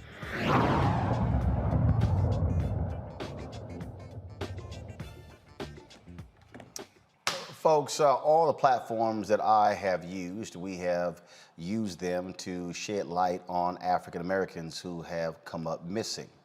Why? Mainstream media has always ignored those stories. We were supposed to have the mother of Jelani Day on the show tonight. Her son has been missing since August 24th. He's an Illinois State University student. Today, a body was found in the Illinois River, and DNA showed that it was indeed Jelani Day. The LaSalle County medical examiner confirmed Day's identity through forensic dental identification and DNA testing. The cause of death remains unknown and is pending further investigation. Again, Day was reported missing on August 25th in Bloomington, Illinois. Folks, thousands of people of color, largely African American, go missing in America. Last year, there were 543,018 people reported missing in America. 40% of those were people of color. Mind you, we make up 13% of the population, and that's people of color. And so not that whole 37% is black. But the reality is it is a significant issue. In 2020, 2002, 899 persons of color were reported missing. Of that group, 145,467 were under the age of 18. Yet if you are black and you come up missing, you can forget about it. But if you are white, especially a white woman, oh my goodness, you can get blanket wall-to-wall coverage. According to the Black and Missing Foundation, there are three main reasons for the disparity in media coverage. Runaways, a lot of minority children are initially classified as runaways, so there's no Amber Alert. For missing minority, black and other minority adults, it is believed they have some association with criminal involvement, gangs, and drugs. Lastly, America is simply desensitized. They think missing blacks and other minorities live in impoverished conditions and crime is just a regular part of their lives.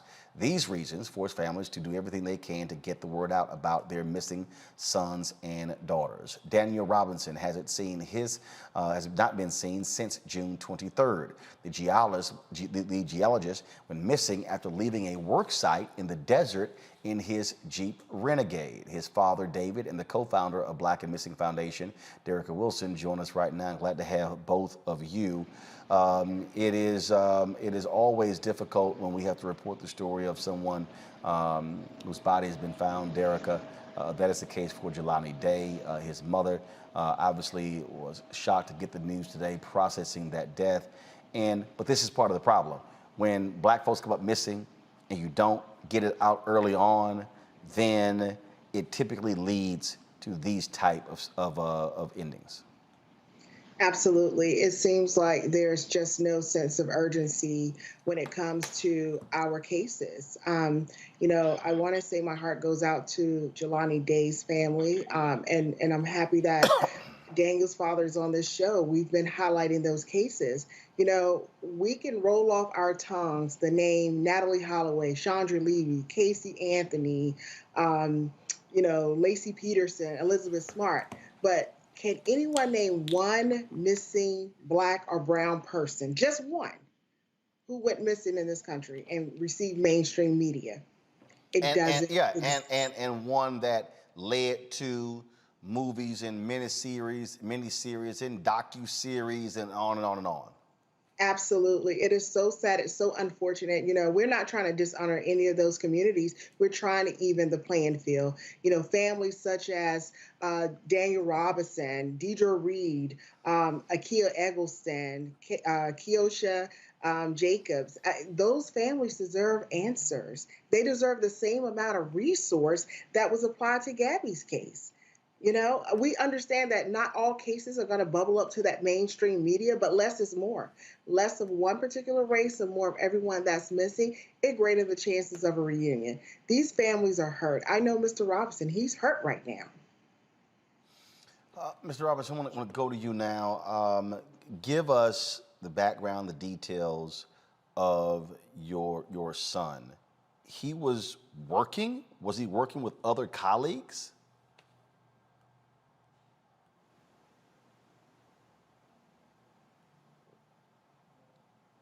Can you hear? I can hear you now. Yes, go ahead.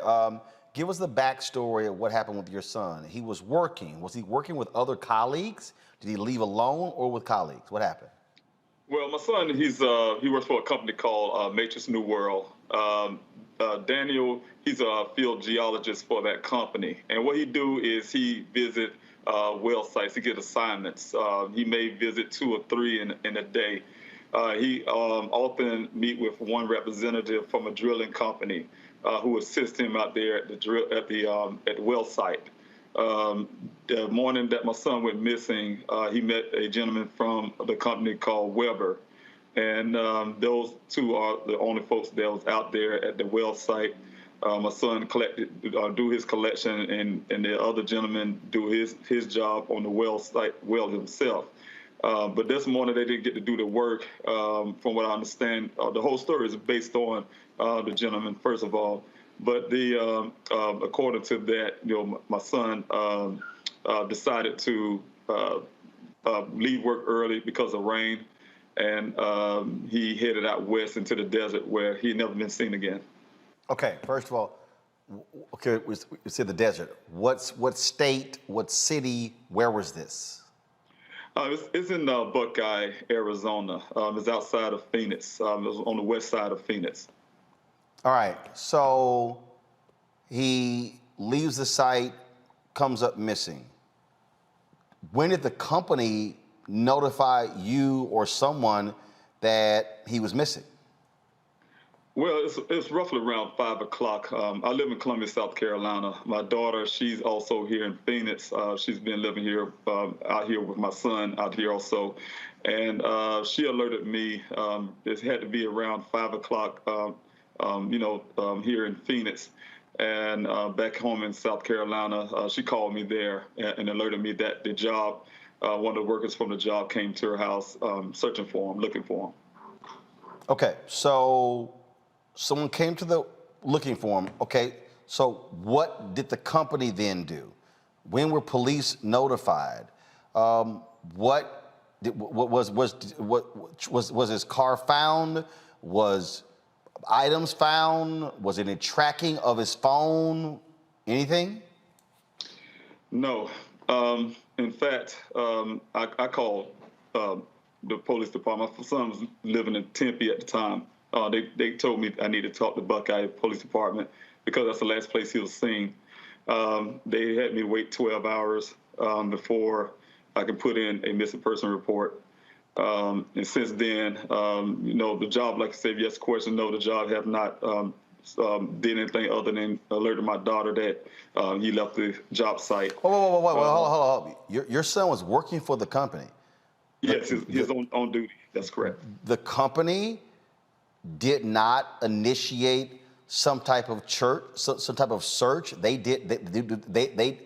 So what did the company do? Just, hey, your brother's missing. Let us know if you hear from him. That was it? That was it. How many Black people work for this company? Well, my son, what I understand, I believe he is the only one. You don't find too many geologists out there. He's, in that sense, a minority when it comes to that field. I'm proud of him. He's something he wanted to do, when he came out of high school. So he landed his first job out here, and I was proud of him for that fact. Okay, so, all right, so he comes up missing. Was in the first 48, 72 hours, first of all, you had to wait 12 hours, I get that. Was any search conducted? Any aerial search? Was there any retracing of the steps? What has his vehicle been found? No, not at all. Not at all. The first search was 3 days afterwards. I asked them for the search the next morning. It took 3 days to search for him. That's correct. And who did that search? That was only because my auntie called and I don't know what she said to them. They canceled the first search and they decided to send a helicopter out there on the third day. By the time they did that, I was almost to Phoenix because the first day when they denied the search, I was already in my car on the way to, to find out what's going on at that point. So, company has done nothing. How long did they search for your son?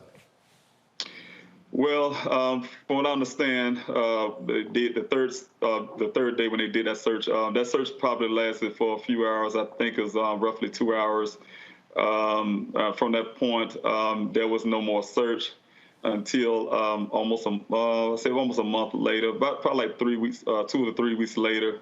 They had a Civil Air Patrol because I requested that. The next search only came after the vehicle was found, and that was on July the 19th. Almost a month later, when my son went missing, a rancher found my son's vehicle in the ravine out there, about 2.5 miles away from where he went missing. A rancher. Your son's vehicle was discovered how long after he came up missing? It was on the 19th of July, almost a month, because my son went missing on June the 23rd. And almost a month later, on July the 19th, was when the rancher ran into my vehicle. So your son came up missing June 23rd. His vehicle was found in a ravine on July 29th. Were any personal effects found in there? Phone, anything? Well, actually, it was July 19th. I'm sorry, July 19th. That's right. And the thing was, when they found the vehicle was found, according to Buckeye and also according to the rancher, my son's his clothing, everything from his underwear, his socks, everything he's wearing, his boots, his clothes was in a pile about 3 feet away from the vehicle. His safety vest that he was wearing that day when he went missing was another foot away from the vehicle, and the vehicle was lying on the side. His personal things, effects was with his clothing out there. His wallet, his cell phone was inside the vehicle, his personal computer, things like that. Derica, that all sounds absolutely strange, but it also goes to show what happens when you have no real interest. Had there been a real search conducted after that 12 hours, but actually before I ask that, Derica, Daniel, how far, miles or feet, how far was it where his vehicle was found in the ravine from where he was last with his coworker? What was the distance? 2.5 miles. And they did 2 searches out there, extensive searches, they say, right? 2.5 miles? 2.5 miles. That's So, correct. see, Derek, this is the thing that gets me. Clearly, he was able to access the area by vehicle. Okay, clearly he was able to access the area by vehicle. So if I'm sitting here, if you do a real search, you retrace where he last was. You absolutely do. And one of my questions is, did the police department, interview any of his colleagues? Did they bring them in for questioning? Did they bring in the cadets to do a grid search of that area? Did they ask for federal FBI resources to help with this case? Did they bring out the drones? Did they bring out the cadaver dogs? Nothing. They spent 2 hours. But in these other cases of people that don't look like us, they're spending from sunup to sundown. Is that what angers you, Daniel, in that if your son was a missing white woman, that this case would have been absolutely treated completely different? Yeah, and because I'm a father who loves my son, when I was on the way up here, I'm a go-getter. So the first thing I was doing is, as soon as I realized these guys from day one wasn't taking it really serious, I had to go find them myself. That's why I started my own search parties, and I've been doing it for 7 weeks straight, out there looking for my son. You also are trying to, I'm correct, hire a private investigator. What are you doing? A GoFundMe, Kickstart? What are you doing to help with that? To ask for help with that? Well, I've been out here, like I said, since June the 26th. From that time, of course, I have a home in South Carolina. I haven't been home since. But, while I'm out here, if I live in expenses, I had to be out here to get the searches going. I had to be out here to get my private investigator. I had to be out here, so, of course, after a while, the GoFundMe was there, created later to help me remain here because, I have to take care of things at home, take care of here, and pay the expenses here while I'm here. So after the searches of 7 weeks of searches, I'm desperate at this point. I can't get the Buckeye Police Department to move on really doing a serious search and investigation on my son. I was running out of resources. The GoFundMe helped me for a certain point. And then, because of the Gabby thing, my son, what I've been working hard for 3 months, finally came up. People started taking my son's stuff serious, and also to help with the GoFundMe, so now I can stay a lot longer to continue what I was doing. I'm about to open the searches back up again. Well, and Mr. Robinson, we're here to help you as well. We are a resource we're sharing with all of our media contacts, and we will also make a contribution to you. This is absolutely devastating. And, on behalf of the Black and Missing Foundation, our hearts go out to you. No family should have to deal with this. Missing persons is not a Black issue, it's not a white issue, it's an American issue. And we know that this is devastating, just not knowing if Daniel is hurt, if he's being mistreated, if he's hungry, if he's going to walk through the front door. And that's how all these families feel. And that's why we have to make this a priority. All people who are missing deserve that equality. That's right. We shouldn't have to fight for everything. Mr. Robinson, if you could get us that GoFundMe information, we'll also share with my 3 million social media followers, and we'll share it on the show as well. Yes, sir. I really appreciate that. Thank you. Sir, I appreciate it. Good luck, and we hope you get the answers that you absolutely deserve when it comes to your son. Derica, we also appreciate your work as well. Thank you. Thank you. Thanks for having me on. Go to my panel, Greg, Reese, and Faraji. Reese, again, what is tripping me out is to see white folks in mainstream media write stories about the disparity over the attention when I'm going, the same white editor, the same white news director, the one who's assigning the stories, is the one who's determining when the white woman gets coverage and everybody else don't. Yeah, I mean, and what's crazy here is, it seems like in order for Black stories to get attention, they have to be, a more acceptable and a more upstanding Black citizen. I mean, forget about a runaway, Black person being being covered. But in this case, we have in the case of Daniel Robinson, and my heart goes out to his father. He's so brave for, taking it upon himself and doing these search parties and really fighting to bring his son back home. And I hope and pray that he does return home and they find him alive and well. But he was a geologist. He was a college student. And so he fits the profile in theory of the kind of Black person that would normally, if this person were white, would have immediately received this kind of national attention. So it's awful how these kinds of things only really come to light when there's that comparison and contrast being made. And I don't think that Black people are at all suggesting that white people that come up missing, like Gabby, the one who really brought about this discussion that we're having about disparities, her going missing was tragic, and her being killed was tragic. And we just want the same amount of attention and concern for Black people that are missing. But look, I got Yahoo up, okay, which was a highly trafficked website. Look, this is the lead story. Warrant for Petito's fiance not related to her death. If I go to, let's see right here. If I go to NewYorkPost.com, and if I go here, boom, arrest warrant issued for Brian Laundrie over Gabby Petito's death.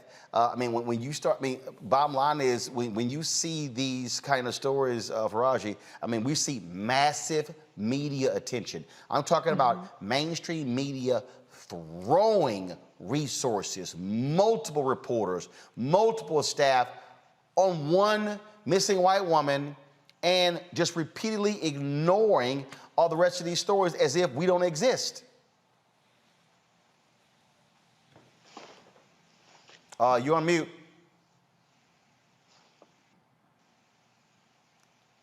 Faraji, you on mute.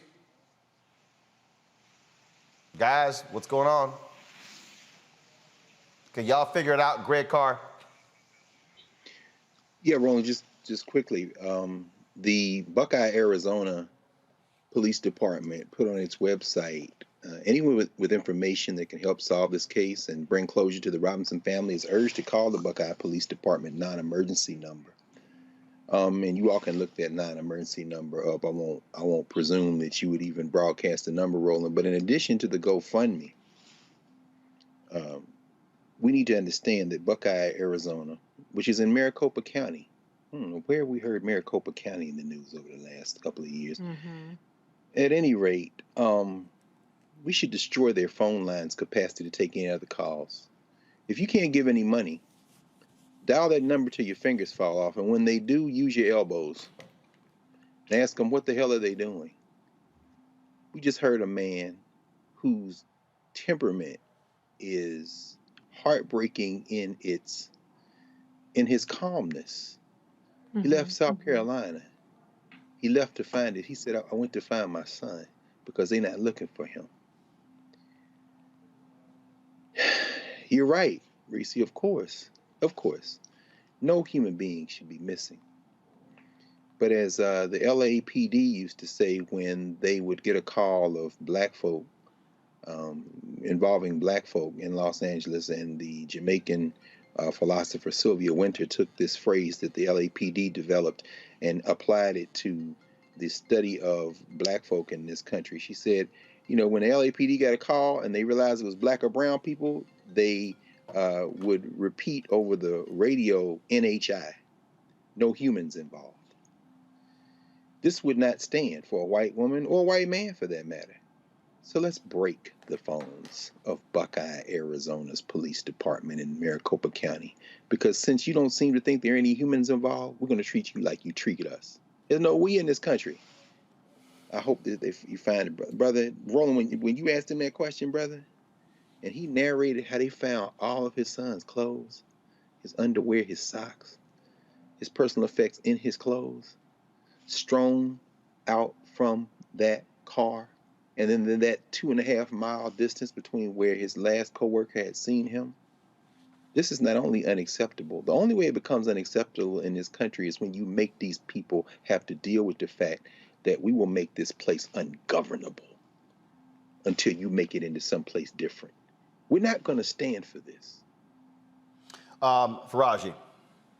Yeah, I mean, I just think that it's interesting because when I look at a media scan of how, you know, this case with Gabby compared to the cases of Black children and Black people, it's always like the media says, you know what, we can do more. It's like this hypocritical stance that, yeah, we recognize that we don't put enough emphasis on Black and brown missing people. We recognize that.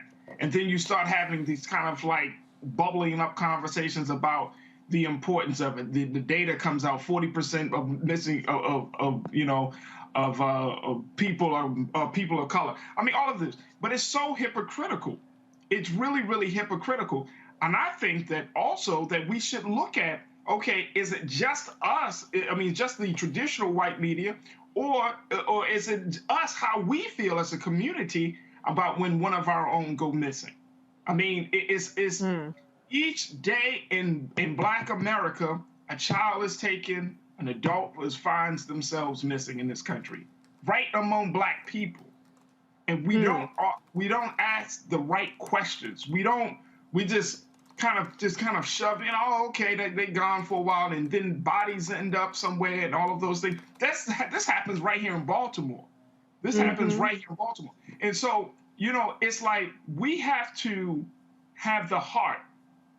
I mean, some of us do, obviously. You know, we can feel for the Dave family. We can feel for the brother Daniel Robinson's family. Right. We feel that pain. But we need to put that emphasis so that way we can't just put it all on the media. We got to take on that mantle ourselves. Absolutely, absolutely. So and somebody sent me a tweet. They said, my local news stations have spent so many resources. They all sent reporters to Florida, Wyoming, and Denver. Wow. Yeah, CNN has had reporters in multiple locations for the one case. That's how it happens. Hey, folks, earlier we told you about Until Freedom, how they were gathering at Friendship West Baptist Church in Dallas, gathering resources. Let's go live right now to Dallas, Texas. Linda Saussure is one of the co-founders of Until Freedom. Linda, give us a sense of how things have been going there. We were texting earlier, folks dropping off. I mean, are y'all overwhelmed with supplies? Dallas showed up. We are, as you can see, we have a steady line of people bringing stuff in. We went out and made some purchases here in the Dallas area. Angelo's here, co-founder of Until Freedom, myself and our team, and the wonderful people at Friendship West Baptist Church. Shout out to Freddie Haynes and all the wonderful volunteers that are out here standing in solidarity with our Haitian sisters and brothers at the border. And so y'all going to be driving 6 hours to Del Rio, Texas.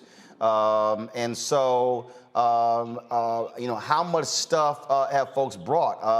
Is it one truck, two trucks, three trucks?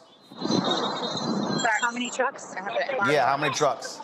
Yeah, so there are multiple trucks, but some are going to be going to different receiving stations. As you know, people are being released into Del Rio, and then they're being moved to places like San Antonio and Houston, which are some of the major cities that have major airports that people are being sent around the country.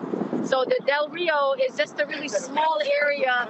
So this particular U-Haul truck that you see right here is the one that is going to be going to Del Rio, that has baby diapers, baby wipes, sanitary napkins for women, hand sanitizer, baby formula, just a lot of important basic necessities that people need just to feel a little dignified and have some basics for the trip that they have to make, either to San Antonio or to Houston or to other parts of Texas.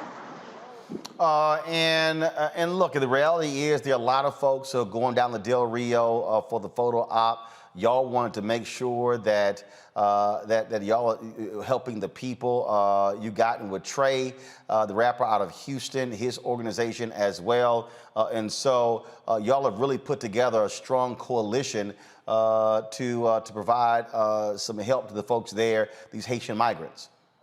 Absolutely, and we thank you, Roland, for always sharing and giving us this platform. This is about helping our Haitian migrants at the border, but it's also a way to shame the United States government for the treatment of the Haitian migrants at the border.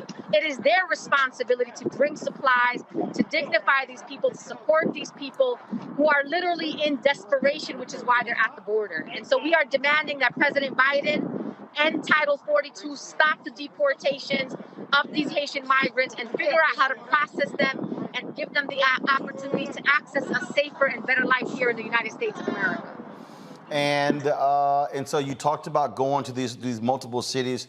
Are you also organizing people in those cities to also give as well? And people they want to know, okay, I'm in a city, where do I go? If there's somebody out there who's watching and listening and they want to send money as opposed to supplies, where should they send it to? So yes, so as you can see, the majority of people who are here with us today are from the Dallas area. They are volunteers. They have come out in solidarity to support this effort. We are asking people to give resources to the Haitian Bridge Alliance. They are an organization that is at the front lines of supporting Haitian migrants across the border, and they have been doing this work for weeks now, not just because of this recent imagery that we saw.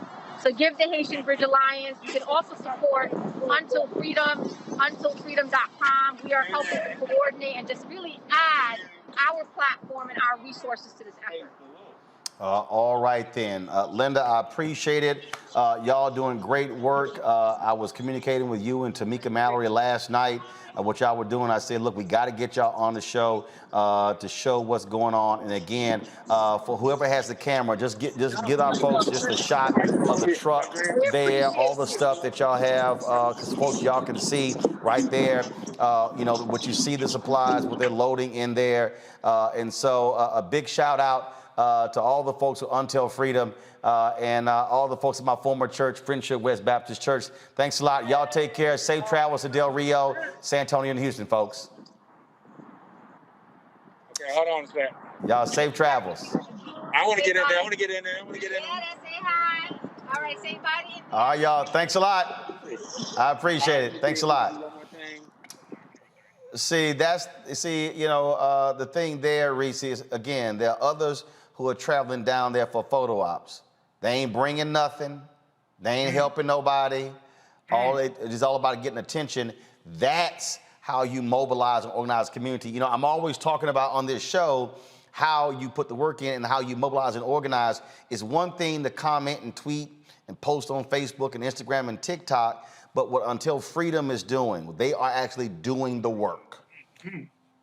Absolutely. And, there are a lot of times they take a lot of attacks, personal attacks. And in the process of doing this work, I think it's so important that you showed the images and the video of what is actually being done tangibly, because I think particularly, and I hate to even use the word woke because white folks have just completely gentrified it and ruined it. But there is a reluctance that some of us might have to send money because there's all these allegations of corruption and all these people don't send money, these people send money, these people this, that, and the other. But showing an organization that is, and you can see tangibly what they're doing and where they're going with it is so helpful, because people need to know that there are people on the ground doing the work. Everybody can't travel down to Del Rio. It's probably not even safe for a lot of people to be going down there. You need people that are really trained in this kind of action. To take that kind of direct action. But there are ways that we all can contribute, whether it's financially or whether it's going down there and volunteering and actually donating goods. So what I would encourage you to do is tune out the noise about this personality and that personality and who's doing X, Y, and Z. And the proof is in the pudding. It's all about the action. If you can see the action, then that's what you should be focused on, and how you can be a part of the solution instead of the noise machine. Raji? Yeah, I'm in complete agreement with Reese, and to also add to it, and I want us to make sure that we put out really accurate information. I see a lot of people talking about Cash App in this group or GoFundMe or you can donate here, Brother Roland. What is, and I want to get your take on this. What is the best way people can give money or to send supplies? And considering Del Rio is being secured by federal and state authorities, what's the likelihood that those supplies will be able to get to our people? Well, that's why, and when Linda said, they understand that people are not just in Del Rio. And so they're disseminating the supplies in different places. I would dare say to anybody out there, frankly, if you're not in Dallas or Houston or San Antonio, send money. Because here's the deal. If you're going to go to the store and buy some supplies, you're going to be spending money. And so she gave the name of the organization, Control Room. Please get me that name of the organization again that she mentioned. But she also Haitian Bridge Alliance. Haitian Bridge Alliance. Y'all get a graphic together and put it on the lower third. Type it in what the website is. Also go to the Until Freedom website. That's what I would do. I would just simply it would be a matter of resources. That's what I would do. Greg, this you know, we talk about this all the time. Why Black-owned media matters. The reality is MSNBC, Fox, and CNN, these networks, they're not going to do that. They're caught up in other sort of stuff. This is why, as your brother said in that promo we're running, our eyeballs need to follow or go where we are. That needs to happen because when we're able to build capacity, when we're able to have not 2,776 watching on YouTube, or right now I think it's 1,400 watching on the Black Star Network app, or Facebook has actually been suppressing our damn live notifications, so our numbers are like 200 and 300 on Facebook. The reality is, when we can build it and have 2 and 3 and 4 and 500,000, that's building capacity. Stories like this, why it matters. Greg, I think you're on mute. I am. I'm sorry. I was on mute that time. As my brother said, you're right, Roland. Bring your eyeballs home. And we all run into people all the time who watch. They may not watch in real time. They go back and watch later. But, you know, not only do we not expect white-facing media and white-stream media to do that, because this is our mainstream, we shouldn't rely on them. As we saw with the case of the brother who was at the verge of losing his job as a principal there in Texas. All of a sudden, he was discovered by white stream media at Black points of entry, but that's because he was here first and then came back. And in the case of what we just saw, brother, it was so incredibly instructive to see our sister Linda Sarsour, to see those women and men loading that truck. And then when you said, you know, have your camera person pan over to see, and then they all paused and they all got in, and the sister said, I want to get in that picture. Why? Because this is home. I mean, today would have been the 95th birthday of John Coltrane. You know, what we saw was, you know, to borrow from his famous recording, the title, A Love Supreme. Yesterday was Jeremiah Wright's 80th birthday. Baba J, you know, happy birthday, brother. And of course, Freddie Haynes is one of his spiritual sons. When the white media tried to crucify Jeremiah Wright, when he said, if this is what America's about, then God blank America, he wasn't talking about the people. He was talking about any system that would put people in that kind of crisis. So finally, looking at that, brother, you know, I think about the great Paul Robeson, who made a recording before they took his passport, he and his wife, before they accused him of being enemies of the state, before they tried to break Paul Robeson, before Paul Robeson spent the last 10 years of his life convalescing at his sister's house in Philly. He was one of the greatest recording artists, most popular recording artists in the world, great film star and all that, and an alpha, but you know, he had good sense to choose that early. But when he recorded that song, The House I Live In, he starts with, what is America to me? A name, a map of a flag I see, a certain word, democracy. What is America to me? But what we just saw is what it is. He said, it's the house I live in. My neighbors, white and black. He said, the church, the school, the clubhouse, the million lights I see, but especially the people. So when I say there is no we, there ain't no we. There's the people, and it starts locally. So if y'all want to do something, and you think there's an America beyond the people who do things like we just saw, if you don't have any money to give, pick up the phone again. Call the White House. Ask Joe Biden's administration why they're appealing the court decision that said you got to stop not letting people in and blaming COVID. Call the Biden administration at the places that Sister Sarsour just let us understand. If they're going to let them in the country, they're going to fly them to places and give them a notice to appear. You need to bang on the Senate, bang on the Congress, bang on the Biden administration, and ask them, what is your policy toward Haitians? What is your policy toward Black people? Are you going to let those people stay here? And then, Roland, I don't know where Kristen Clark is in this or where our sister Vanita Gupta is, but we need to find out what the Department of Justice, what their interface is with this Biden administration policy of continuing the Trump administration policy. If you ain't got no money, get involved in the political process. But that's why Black Star is here, brother. Yes, sir. Mm-hmm. Indeed. Folks, we're not done. We're not done. First of all, I'm done with the panel. We're not done. First of all, I had a conversation the other night on Clubhouse where I was talking about holding these companies accountable in the wake of death of George Floyd. All these billions, they promised $30 to $50 billion. All these companies talking about how they going to support Black-owned media. They ain't spending the money. I've been calling folks out. And so I had a conversation on Clubhouse. It was interesting because folks were like, oh, why you on Clubhouse? Well, actually, I had a conversation on Clubhouse to tell people we're going to have part 2 on Fanbase. Black-owned app launched by Isaac Hayes III. I'm one of the folks who part of the crowd fund, which he got $3.5 million through crowdfunding to further develop the app. And so I said, we can't talk about Black economic empowerment if we are willingly gonna have conversations on Clubhouse, but don't wanna go over to Fanbase. And so go to my computer. So at 9 p.m. in 48 minutes, I'm gonna have part 2 of our conversation on Fanbase. I want y'all to download the Fanbase app. We're gonna have a conversation over there. Let's blow it out. And I'm gonna walk y'all through this thing with these advertising agencies. I'm gonna walk y'all through why I call out brands specifically, because y'all need to understand what's going on. And so download that Fanbase app. Trust me, you want to check that out. Also, of course, yesterday we talked about the death of Melvin Van Peebles. Just tremendous man, amazing story. And so the director, Michael Schultz, he did Car Wash, he did Coolie Hot and others. I'm double checking because he recorded, he wanted to come on the show live. He's actually working. He sent me a video. I'm not sure if the video has come through, doesn't appear that way. So I'm gonna send him a text again and try to get that video. But what I'm going to do though is earlier today, I had a conversation with the journalist, author. I mean, he's done so much. He's done so much in the business, and that is Nelson George. And he had some amazing things to say, y'all, about Melvin Van Peebles, some jewels that actually just blew me away. And I wanted y'all to actually hear that. Here's my conversation with Nelson George. Nelson George, always glad to have you on Roland Martin Unfiltered, my brother. Good to be here, man. Good to be here. Sad to be talking about what we're going to talk about, though. Indeed.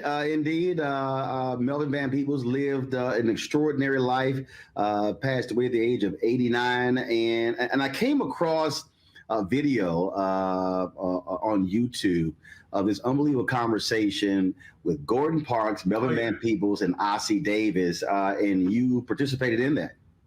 Well, those brothers, they're the godfathers of contemporary African-American film, in that Gordon made Learning Tree in Hollywood, his first film adaptation of one of his books. Melvin did Watermelon Man, very close behind him.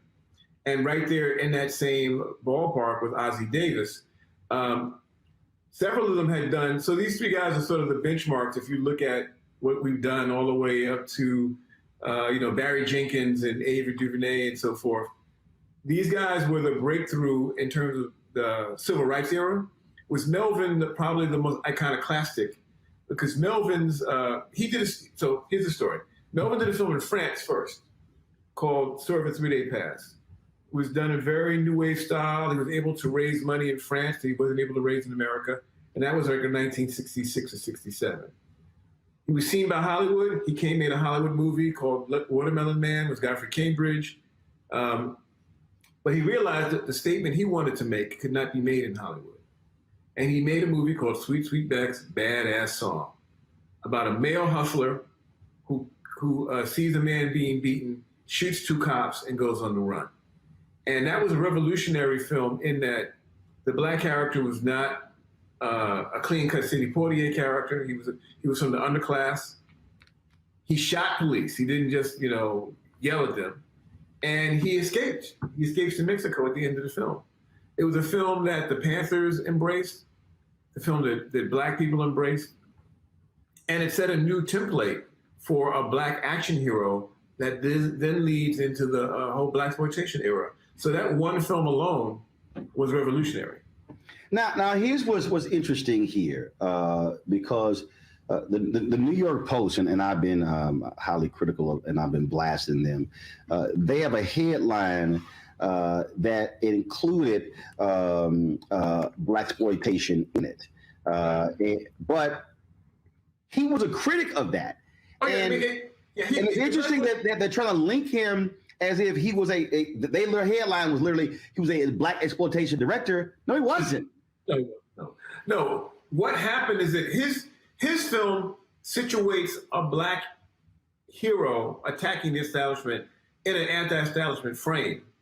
The Blaxploitation movies were usually adaptations of detective novels, or they had pimps. They were all very conventional. They were never as transgressive as Sweetback was. So they took elements of Melvin's success, because they knew there was a Black audience that was craving this, and made a formula. But I also want to point out to you that Melvin wasn't just a movie maker. Right. So Sweetback comes out in 1971. In 1972, he takes a lot of the money he made from Sweetback. He has not one, but 2 plays on Broadway. Ain't Supposed to Die a Natural Death and Don't Play Is Cheap. Unprecedented. He had 2 plays on Broadway at the same time. Plays that he wrote, directed, and raised a lot of the money for.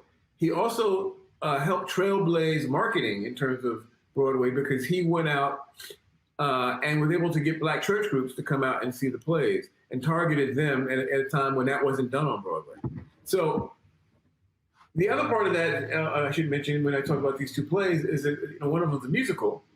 That all during this time, Melvin is also a recording artist.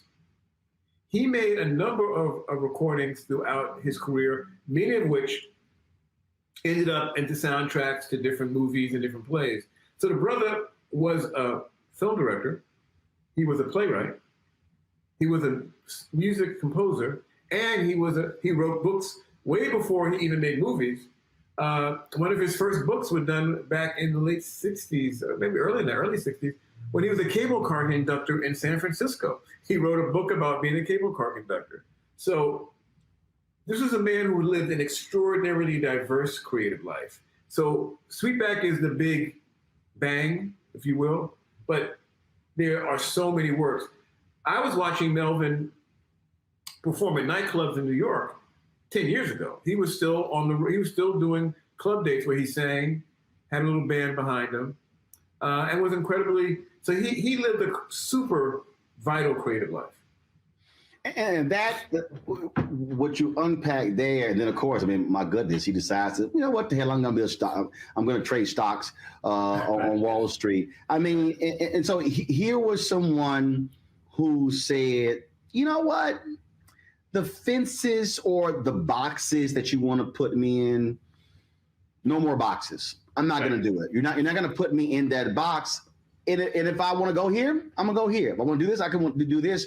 And I think there's a lesson in that for so many people who are told, you know what, just do this. And I identify with it because as a one launching my own independent company and show and the frustration I always had when I worked in mainstream media, but also when I worked in Black media, was the limitation. No, we just want you to do this. And I'm like, no, but my talents are all over. Why? I want to be able to use all of these gifts. Yes. That to me was so powerful. And the true lesson to learn from a Melvin Van Peebles, a Gordon Parks.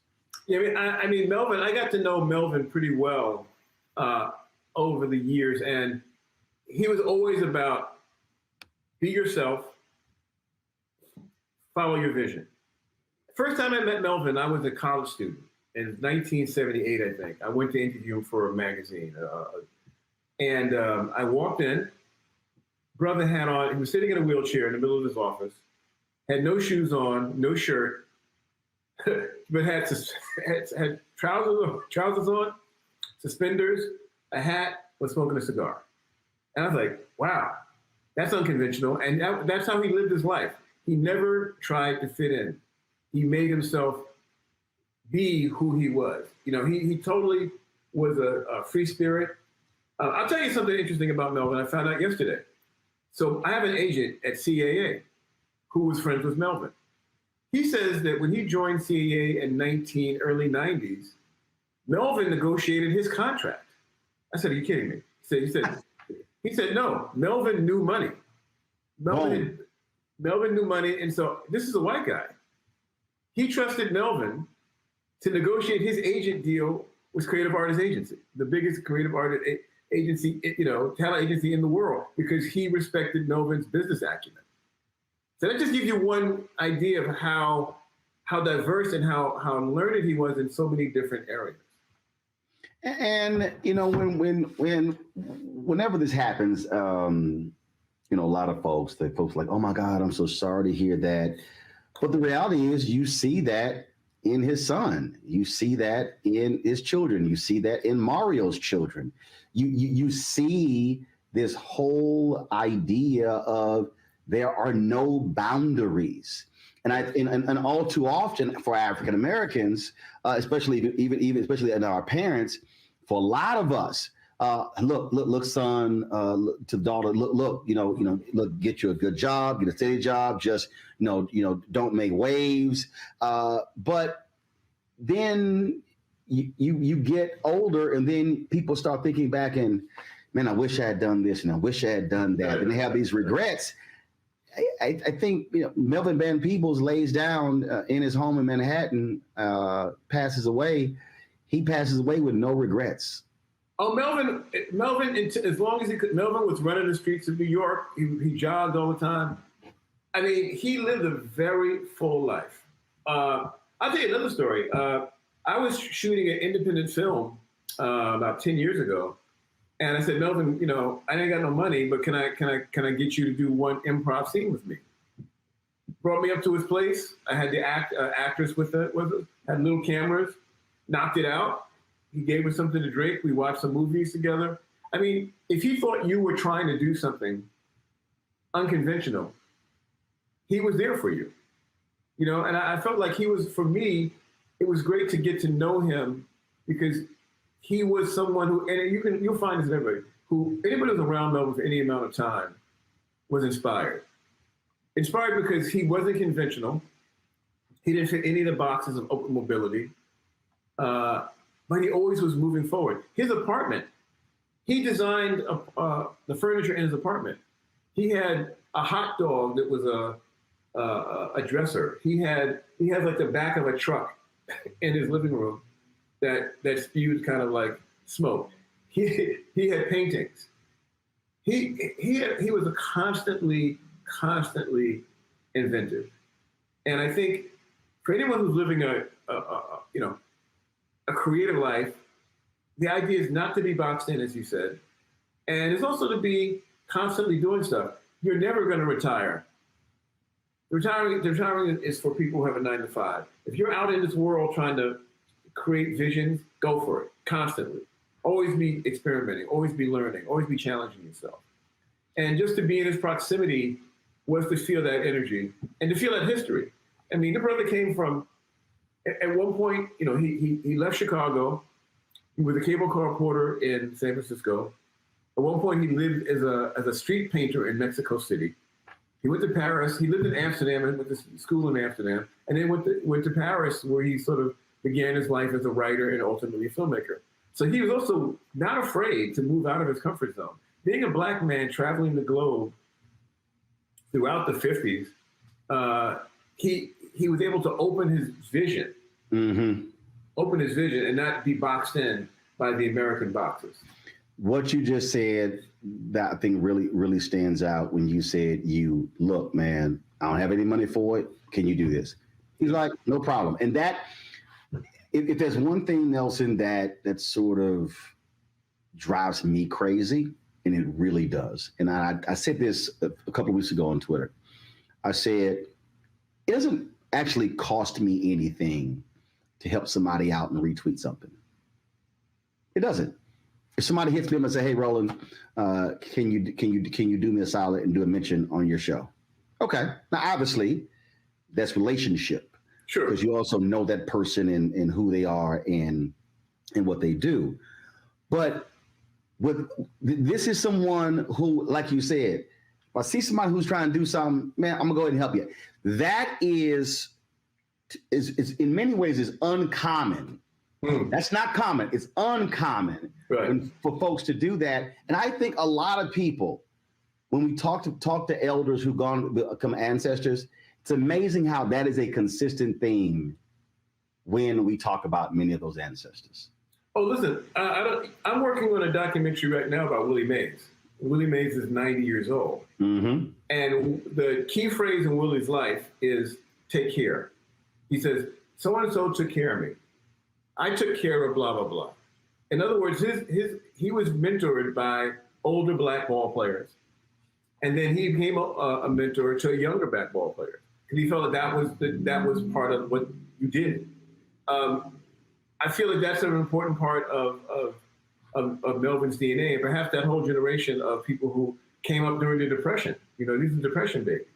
And so no one had anything when they first came up. So if you had something, you gave someone, a shirt. You let someone use your pants because there was no money, and all you had was each other. And so he had a very strong sense of community. A lot of folks have known Melvin for years. There's so many young now middle-aged filmmakers who were young filmmakers who gravitated around him and sat and listened to him.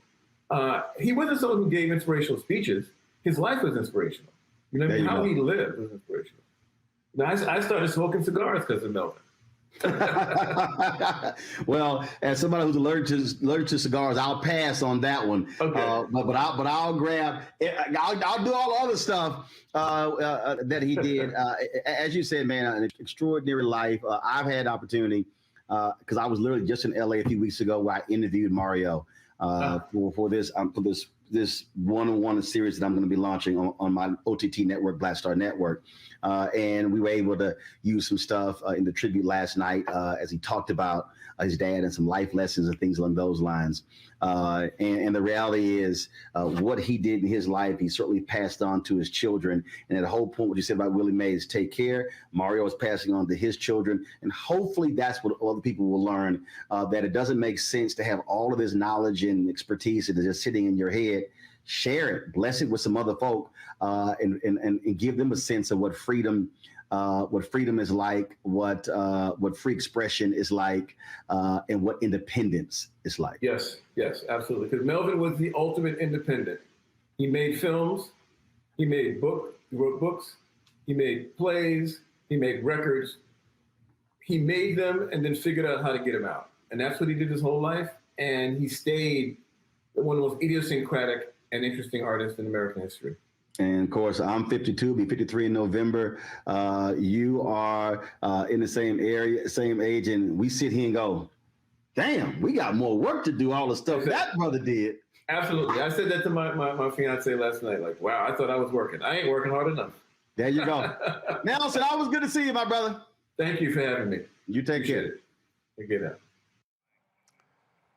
That is it for us, folks, on Roland Martin Unfiltered here on the Black Star Network. Don't forget to download the Black Star Network app on all available platforms: iPhone, Android phone, Apple TV, Android TV, Roku, Amazon Fire Stick, Xbox Smart TV. Also, be sure to join our Bring the Funk fan club. You can give to us and our goal is to get 20,000 of our fans, giving about average of $50 each. $4.19 a month, 13 cents a day for compelling content you're not going to find anywhere else. Cash App is $RM Unfiltered. PayPal is R Martin Unfiltered. Venmo is RM Unfiltered. Zelle is Roland at RolandSMartin.com. Roland at RolandMartinUnfiltered.com. Folks, that's it. I'll see you guys tomorrow right here on Roland Martin Unfiltered on the Black Star Network. I'll see y'all on Fanbase in less than 30 minutes. Holla!